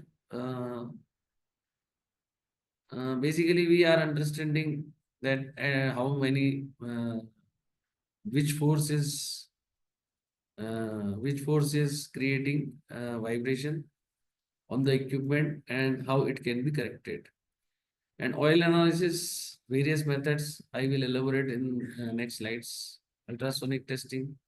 Here we are identifying the defects in the material like shafts, etc. Thermography, we are utilizing thermography meter, uh, which is uh, which is identifying problem through radiating heat through the equipment. So this is basically three approaches being utilized in today's maintenance. And one of the practice we are utilizing, that is online predictive maintenance also. Here we have deployed some of the sensors on the equipment. Like we are also wearing some of the bands and watches. Here blood pressure is continuously giving its parameters, our BP, our temperature. So likewise, we have also adopted some of the sensors which are giving online and 24/7 condition, telling us the condition of the equipment, that temperature or vibration or other parameters going out of the limit, then these sensors are informing us that the condition of the equipment is deteriorating. So here we are using wireless sensors. Wireless sensors are installed on the equipment at different locations, and these sensors are connected through Wi-Fi network and communicated to the cloud. Okay, this is very new trend in the industry. The latest developed in one or 2 years back only, and at our plant we are utilizing this new technology for 24/7 monitoring of our equipment. So these data are fetched from the sensor into the software, and then software is fetching data at a specified time in a day, like 4 times in a day, and data are being analyzed, which is coming to the software 4 or 6 times in a day. Then there are two types of alerts generated. On the basis of face data, software is doing analysis. It is just like a artificial intelligence, which is generating on the basis of some fixed logic. It is creating alerts that your deterioration in some of the parameters. And after the identification of abnormal parameter, it is also identifying that what could be the problem. So it is generating a diagnosis report and what action to be taken to correct these problems. So these reports are generated, and then it is again checked by our maintenance inspection team.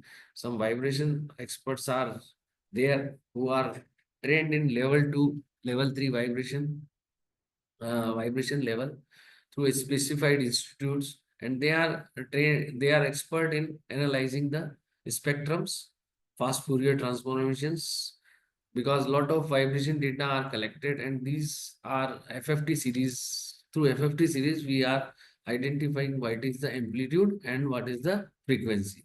At which frequency, what is the amplitude. So we could, because this system is new, this technology is new. So we are having a latest technology analyzer. So MIC person went goes to the site and check the vibration through his analyzer, and these data is analyzed in detail, and then exact problems are identified. If it is a problem is correct or false, then we are putting it into the system, and then system is understanding that its prediction was correct or not. So this is bit of mix of AI, bit of mix of fixed logic. On the basis of this, alerts are generated. So our equipment, by this method, by this new technology, we are having a true online monitoring through our sensors. So as I explained you, these online sensor, one is offline vibration analysis, which is through we are having EcoM Falcon analyzer and software, which is a detailed analysis system. And second one, we have adopted online vibration analysis. As I explained you, that data is coming to the cloud, data is fed to the data is coming to the cloud, and on this data available data, some sort of alerts are generated, and these alerts are again rechecked by offline vibration analysis through our portable vibration analyzer, that these are problems are correct or false, so that we are very sure that our equipment condition is deteriorating with by which cause. So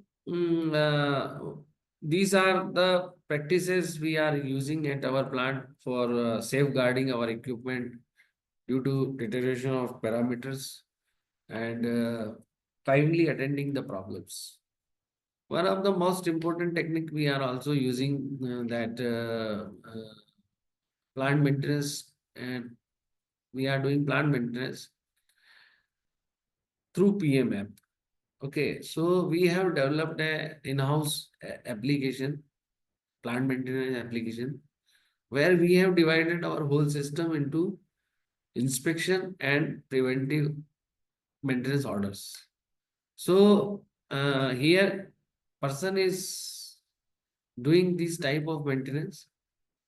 So whatever first is type of plant maintenance in our plant is condition monitoring orders, predictive work orders, preventive work orders, corrective orders, shift and shutdown.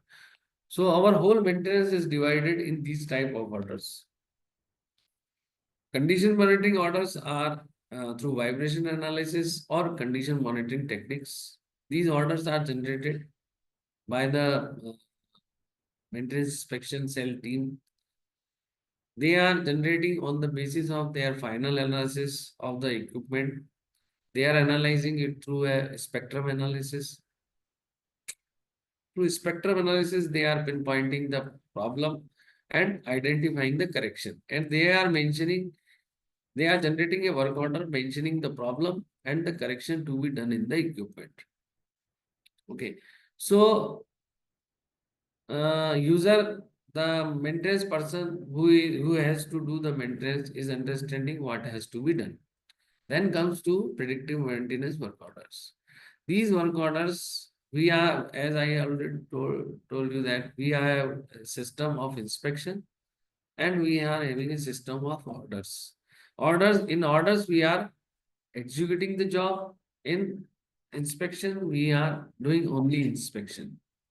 So whenever our engineer is going to the site, he is the checklist is available on his app.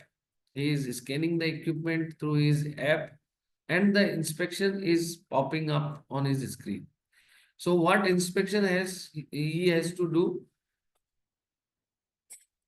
This will appear on his mobile screen. Then he will their parameters are also there, that what is the vibration, what is the temperature. So and there is a limit, upper limit and lower limit. So if the parameter through manual check is going outside the limiting value, then a auto order is generated that there is a parameter change based work to be done. So this order is generated automatically on the basis of the inspection engineer's feedback given in the app. As well as next is preventive maintenance work orders. As you may be aware that there are two types of checks. Some checks can be done in shutdown, some checks can be done in running. So inspection engineer in predictive work order, inspection engineer is doing inspection and in running, doing inspection in running. So these checks are called running checks. And in preventive maintenance work order, the work has to be done in shutdown. Either it may be a check or either it may be any repair, checking, replacement on the basis of OEM instructions or past experience. So these preventive work orders are planned in the system. These are based on the frequency. Like weekly, monthly, yearly, etc. So these orders are generated on the basis of frequency decided on the task for that equipment. So these preventive maintenance work order also can be faced by an engineer. He is just scanning the equipment. The preventive maintenance work order will appear on the screen. He will complete the job and can put the feedback in the system. Next is corrective maintenance. These orders are generated for corrective action and for from stores. We have to issue the material. Then we have also some orders which are generated in shift during shift because there is a 24 hours operation of the plant. So the three shifts are there and some small jobs are being done in shift. So these orders are generated for any repair and maintenance, and this is creating history in the system that in A, B, or C shift what work has been done. And it will help for the general shift engineers to understand the problem running in the previous shift. Next is shutdown orders. Basically, we are planning our jobs and then plan a shutdown for 10 days, 15 days, and accumulate or compile all the jobs. And we are preparing a bar chart for the same. And we are using MS Project Schedule, MS Project for planning our shutdowns. And all these type of orders, feedback, logs are accumulated, and these big shutdowns, all the jobs are completed. So this all activity, as I told you, is done in ERP.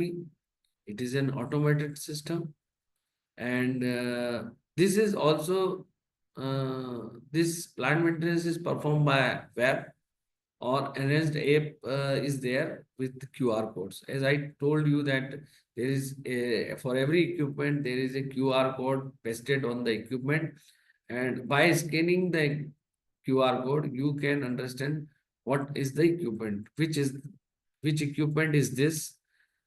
A 360 view about the whole equipment is can be seen from that app, where the old history, action log, equipment specification, everything can be faced by clicking on the QR code. Okay, so everything, daily inspection checklist, preventive, predictive, condition, corrective, and shift work orders are can be done through app, and that app is available for all engineers with their mobile. Whenever they are going at the site, they are just fetching the QR code. The equipment is coming on their screen. They can do inspection, they can do daily checks, they can do preventive maintenance activity. Okay, and next is also the history you can put in the system through e-maintenance log. So this will create the history and which will be helpful. As I explained that three type of maintenance is being used. So this history helps about analysis in the analysis of equipment problem. Sometimes in the equipment problem is a very critical, and through the history it is very easily understood what is the pattern of problem or failure in the history for that equipment. So that will help us in identifying the exact problem with respect to correct action. So this is one of the best practices which not available in any of the industry. Explained you already that it's a glimpse of some of the these are the glimpse of from our software. Here you can see that This is a dashboard where engineer can know that what is the current status, how many orders pending, how many slippages are there, how many inspection are pending, how many number of total inspections are there, how many are completed. Next is also, as I told, we are doing root cause analysis for every equipment failure. That is root cause analysis. We call it YY analysis. So in the screen you are seeing that YY analysis. So here engineer can know that how many YY analysis are pending. So he can get a access. This is a dashboard for him where he can know what is pending for him today and what he has to. You can see also one upcoming tab. So he can know that in next few days what are the inspection or orders are in planning. So he can plan his maintenance in a better way. Next, in the screen, you can see that when we click on some of the order, then there is work order details are coming. Here, equipment tag is mentioned. Okay, work order type, opportunity maintenance, work order type, condition based. Okay, so as explained you earlier that there are different type of orders. So when we click on this opportunity maintenance or condition based order further, then it will show the what task has to be performed. And the system, in the system, the log can be put that what maintenance has been done on this equipment. Similarly, this is again a detail of inspection screen available with our software. So here you can see that it is mentioned that which equipment is there, what inspection is pending, okay, what is the target date, and okay. When you click on take action, task will be shown to you, and you can put your observation that it is in parameter limit value or out of the limit value. From this inspection, engineer's inspection, when the parameter is out of limit, then automatically a predictive maintenance order will be generated as already mentioned in previous slide. So this is one important and very important aspect. Other than this logs generated through orders, more facility is there in our plant maintenance app. That is maintenance log. Whenever we are doing maintenance, there are some of the parameters which are to be logged in the system. Previously, we are using register. In all the other industry also, some registers are being used for maintaining the history of the equipment. So here we have developed with this PMF, we have developed a facility where you can put that what maintenance you have done. Like you have changed the bearing, then you can put the clearance. What is the clearance in open condition? What was the clearance of the bearing after putting into the equipment? Okay, so this will give you a condition of the equipment when maintenance was done, and you may ask that how it helps. Like when a patient is going to a doctor and doctor ask with the patient about the history, physical symptoms, and then some test he is recommending like ECG. He is testing the BP through his instrument. So these things are also applicable for the equipment. So for the equipment also, physical symptoms, history, and vibration analysis. These three things, spectrum analysis, are very important. And through these cumulative approach, we could able to identify the problem in the point equipment, and then we can exactly pinpoint the corrective action.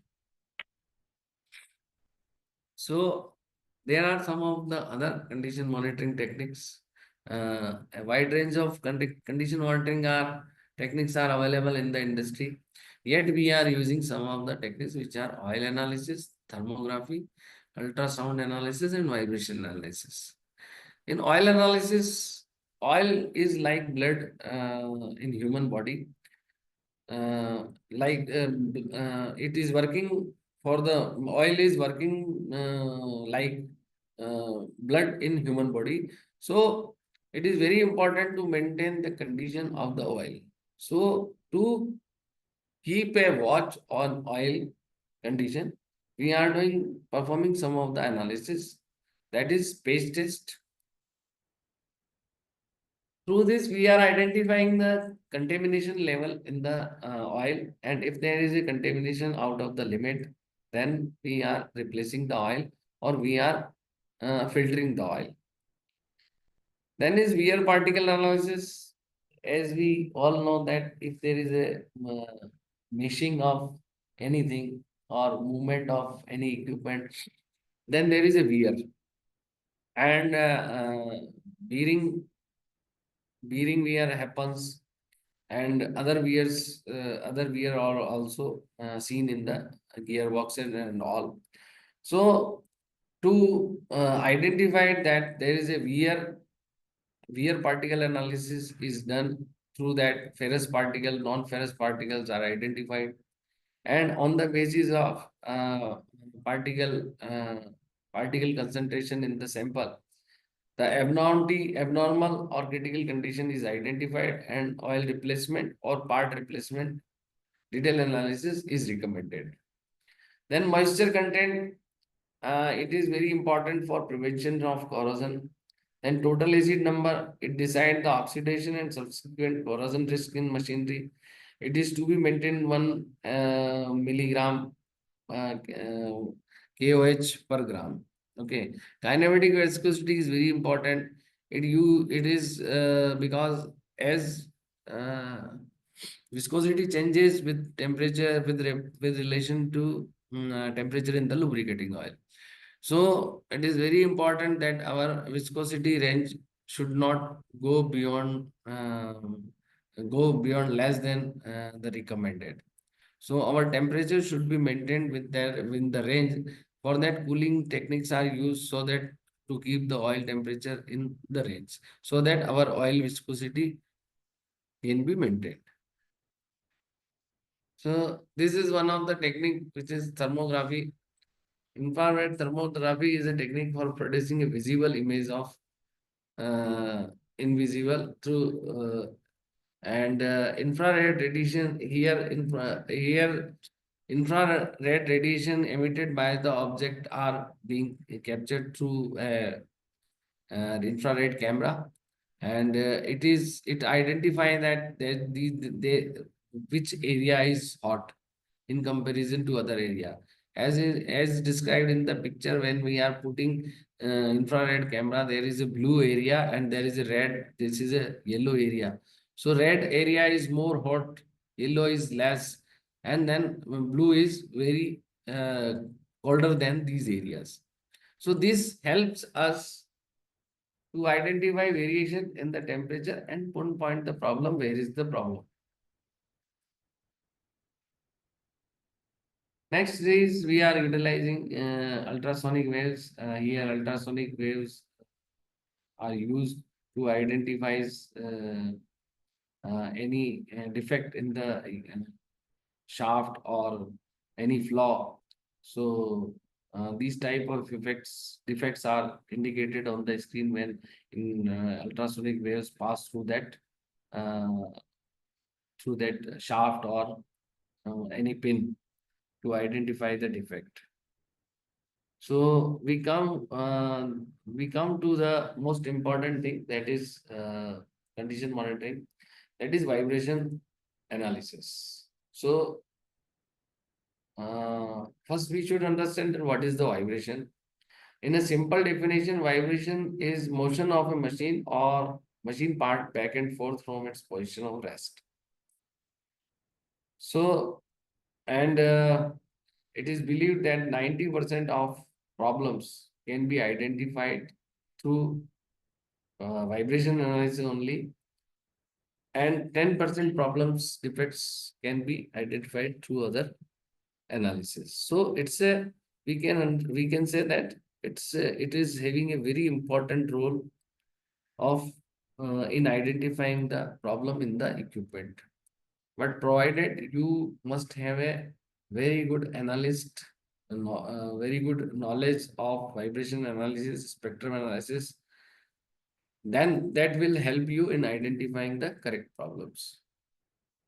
So in a equipment where a drive and driven equipment is there, so drive equipment is driven equipment is drive to getting drive to a drive motor. So when there is a connection between drive and driven, there are some couplings. Okay, then there are bearings, then there are gearboxes. So some is important maintenance when we identify the problem, we have to analyze the vibration of driver equipment, vibration and driven equipment, and then we have to check many aspects like misalignment, unbalance of impeller. If it is a pulley belt, V belt pulley, then we have to identify there is a wear or not. Then bearings are there to support the shaft and impeller. So bearing defects, some hydraulic forces, aerolic forces are there, reaction forces are there, reciprocating forces are there. Sometimes shaft is bent, and then there is rubbing issues, then gear problems. So then sometimes wear in housing is there. Certain electrical problems are there, friction losses are there. So all these problems in driver or driven equipment are there applicable. And it depends on the quality of maintenance that how we can minimize these issues.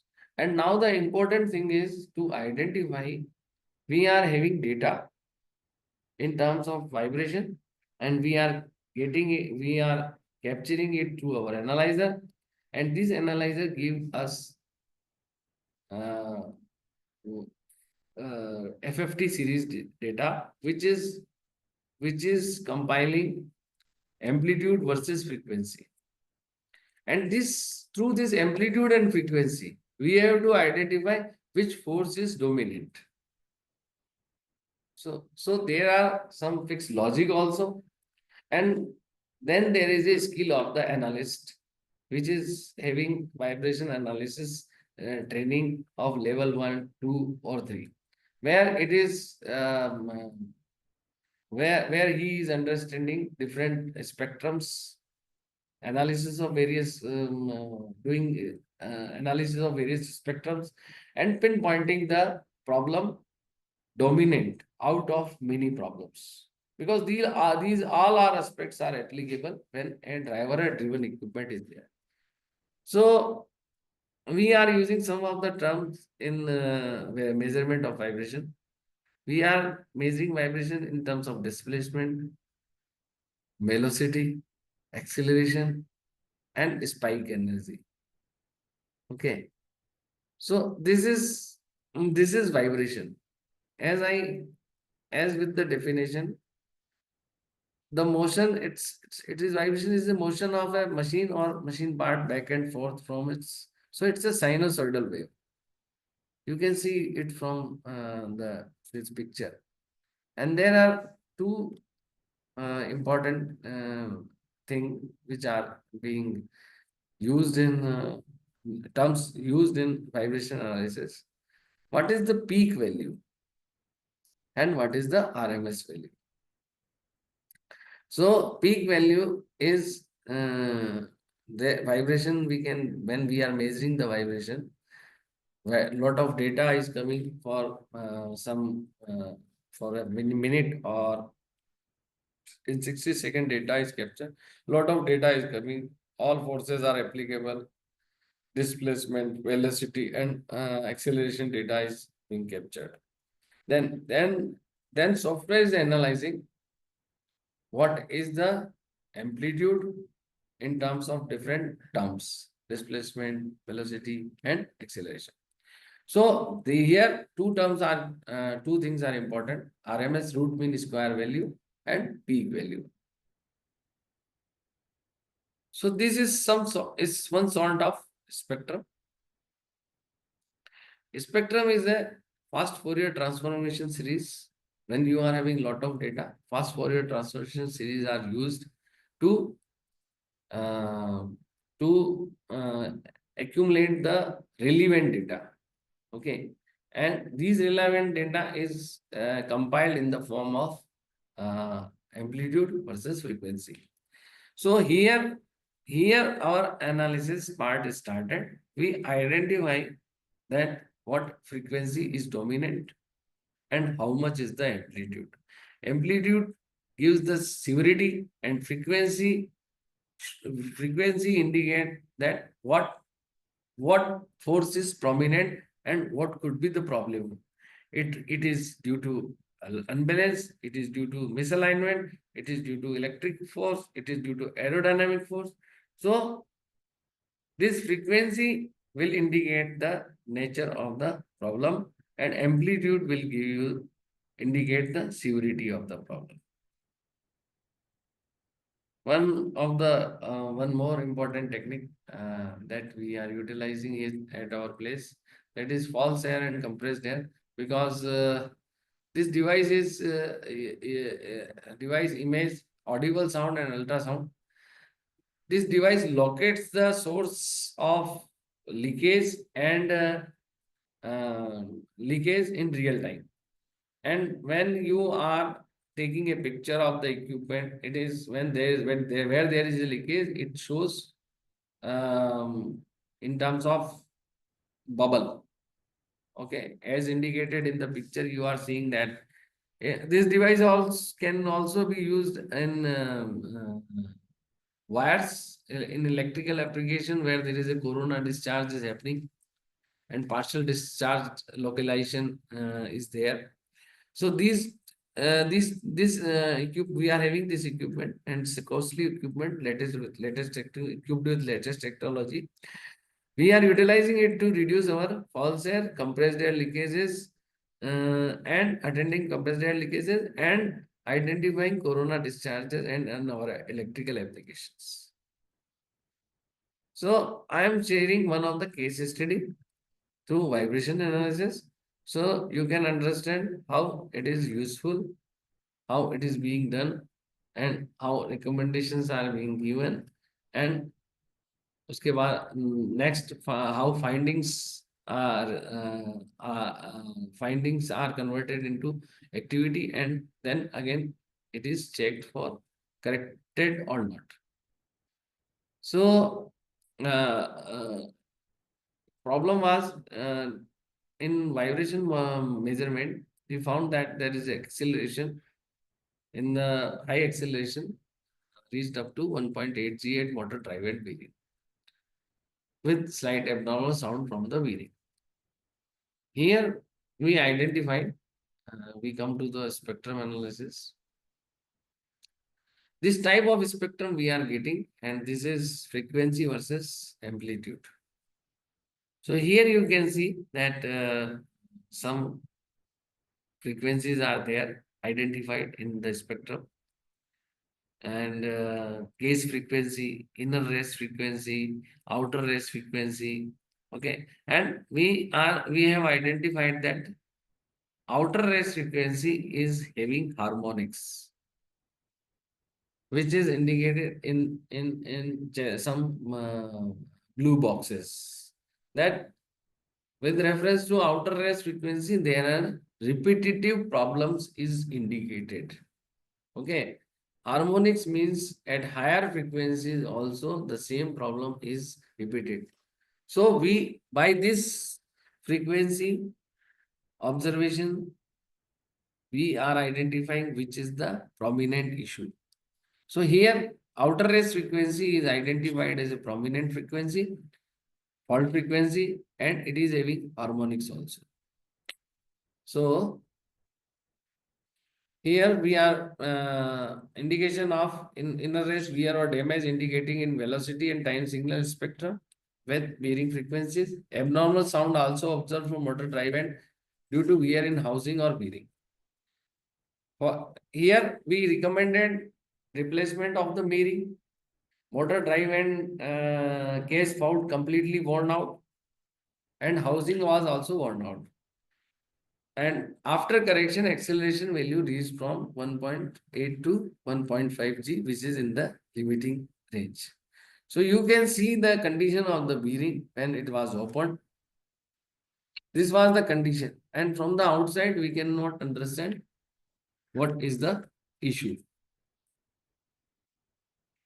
Okay. So you can see this type of failures, if these type of failures can be prevented priorly with this vibration analysis technique.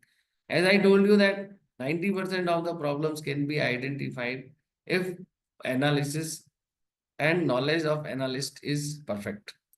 And it's a deep subject because when the equipment is running, there are a lot of forces working upon it. Equipment itself condition, process condition, other forces, aerolic forces, all are applicable to the equipment. And out of these forces, we have to identify the problematic force. And then this force is indicated, problem force is indicated in three forms. We can do analysis through three spectrum, that is displacement, velocity, and this acceleration. So acceleration, if you see that, if you know that physics, that force is equal to m into a, mass into acceleration. So our primary indication comes in acceleration form. So in the spectrum also, you have seen that we have picked the problem through amplitude. It has reached up to 1.8 C and it was out of limit. Then detailed analysis was done and then it was found that this bearing frequency was matching with the fault frequency.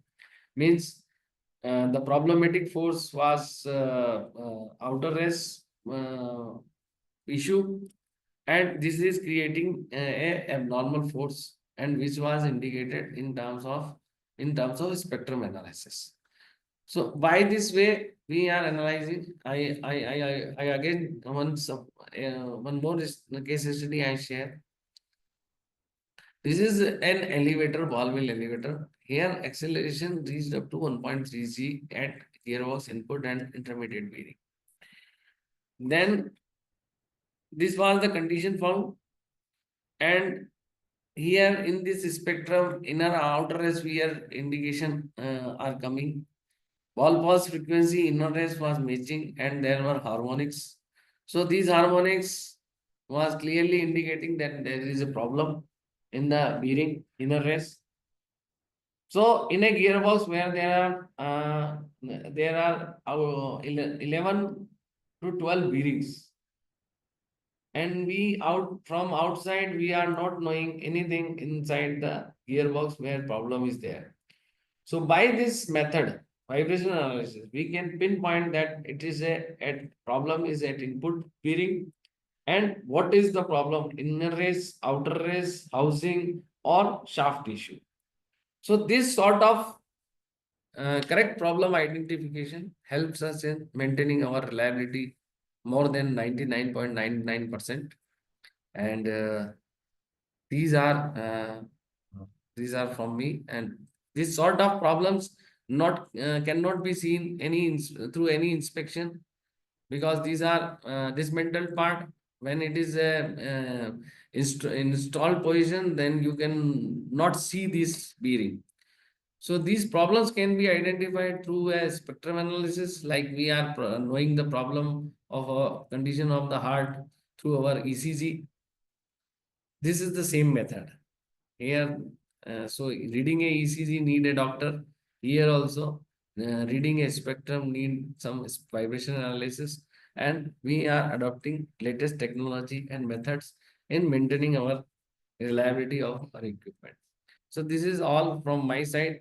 I invite question and answer from the audience. Any question and answer? Question?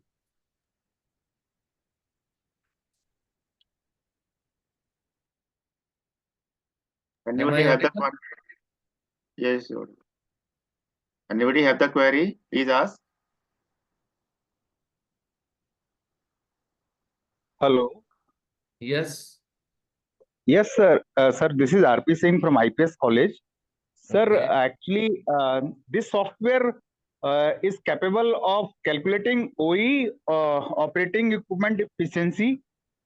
Yes, basically, in our PM app connected with our ERP software, every data Right, related with the equipment, running hours, and everything is basically ERP is enterprise resource planning software.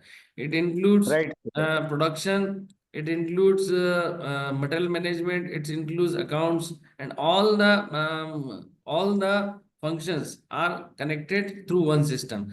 So our plant maintenance is very well connected with these things. So whatever running hours are coming in the system are directly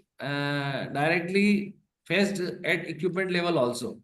So at section level, we are having running hours, we are having breakdown hours, we are having maintenance hours. So in the system is automatically calculating the MTBF, mean time between failure, mean time to repair, and overall equipment efficiency.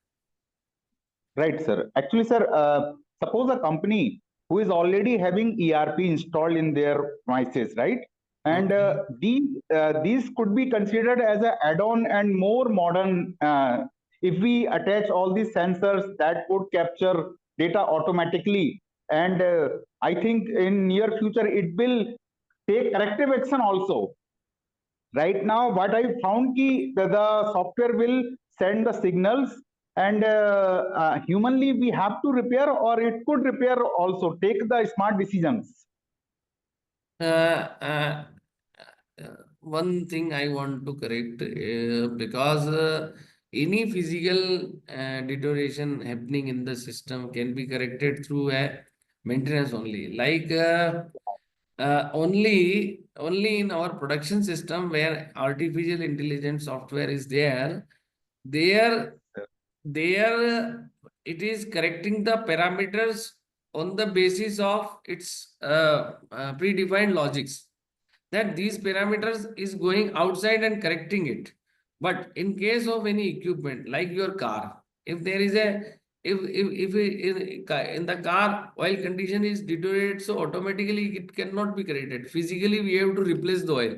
Yet we can apply the technique that we can monitor online oil analysis. We can get on an oil analysis report, so we can get more life out of that oil. We are replacing the oil after 5 to 7,000 or 10,000 hours. Okay. But here we are replacing the oil on the basis of the condition. The same thing we are not applying in auto industry. But in future, sensors will be there which will indicate the condition of the oil. And on the basis of the condition of the oil, replacement will be done. We are doing the same thing. But in equipment or human body, if corrective action is required, if damage and deterioration has happened, we have to do the corrective action physically. Okay. Okay. So, but in a production system, you are correct that it can automatically take the corrective action. Yeah, sir. Actually, I was referring to my previous plant. I worked in Mauserware Private Limited, Greater Noida, in Greater Noida, where we are having a very advanced machining of for DVD manufacturing. So Okay. what they were doing, they were having 24 parameters. That used to be supplied by the quality control department. So machine used to run, and even during the production, parameters have some limitations. If the some parameters goes out, machine will trip automatically. Yes, yes. This system we are having. This system Okay. we are having, and I told you that this is used for product by the production people. Yeah, And you are right. as you are telling that it is taking corrective action also in our system, it is taking corrective action by changing the parameter, correcting the parameters. Okay, okay, okay. Right, sir. But Thank you, sir. but in the maintenance, physical Right, sir. deterioration is there, so physical work maintenance has to be done. That will be manually. Yeah. Right, sir. Okay, sir. Thank you, sir. Thank you very much, sir. Okay. Any other question? Sir, can you hear me, sir? Yes, sir. Hello. Yes, yes. Sir, this is Dr. Divakar from Karnataka, Utility College of Engineering, Davangere. Okay. Sir, I have one question, sir. Can this, what about this application of this condition monitoring techniques in the new advanced manufacturing scenario, sir? Basically, in any advanced plant, these condition monitoring techniques has to be used.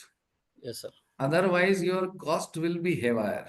Okay. Sir, for example, if I have a 3D, Just 1 second. I will right, sir, right, give sir. you example. Sure, sir. Previously, we are doing maintenance on the basis of time. Okay. Okay. We are having motors, we are having gearboxes, we are replacing the oil after 6,000 hours. Okay. Yes, And sir. we are replacing the bearing after 1 year, 2 year, whatever frequency we have fixed. After adopting to these technologies, we are getting life of bearings up to 4 years, 5 years. We are not doing maintenance till there is symptom of problem. Okay. So it has reduced our cost by almost by 50%, 60%. Right, sir, right, sir. Sir, it's Yes. okay for Sorry. maintenance. What was your next part of question? My next part of question is, suppose now we are the technology is changing now, sir. 3D printing machines have come, both polymer and metal printing machines have come. If that Mhm. is the case, for such manufacturing units, what is the role of this predictive or preventive condition monitoring activities, sir? Because you are talking about 3D printing, and these are very sophisticated machines. Yes, sir. In Yes, sir. those machines, it is these online sensors are very critical to maintain the condition on a 24 into 7 basis. Okay. Because any parameters going outside can damage the can damage these sophisticated machines. So in a Yes. latest sophisticated machine, online sensors are built up in the system, and without an interlocking bypass of these machines, these sensors are not allowed by the manufacturer. Okay. Because if any interlocking bypass could damage, because we are having tripping with the interlockings, if this parameter, suppose for example, we are also having some of the interlocking in the our machines, like our pressure is going out of this limit, Yes, sir. then its system should trip. Okay. Okay. Like our temperature is, it should not go more than 100 degrees centigrade. Okay. Okay, sir. So, why vibration should not go more than 10 mm per second. Okay. Yes, sir. So these limits we have already defined in our production software, and limit have been set. And interlocking have been set, that if parameter is going, online parameters are being monitored, and if parameter is going outside of this limit, the system will trip. And it will give also alarm to the production people, and they are informing to the maintenance person that there is a Maintenance. problem in the equipment. So these latest technologies are in use almost from 20-30 years back. Okay. Okay, sir. Okay, sir. Any Thank you, sir. Thank you. okay. Okay, is there anybody else who wants to ask question?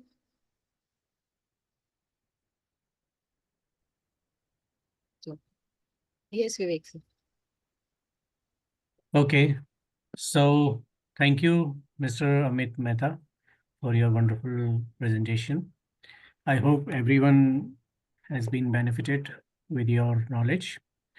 So thank you once again on behalf of IPS College. Thank you. Thank you. Thank you for giving attention to our presentation, and really whatever we are doing at our plant, and these are latest in the industry, and this latest latest technology utilization, we are getting reliability of more than 99%. So anybody who is hearing can be benefited by applying this technology when he could have an opportunity to apply these technologies in their location. Thank you very much.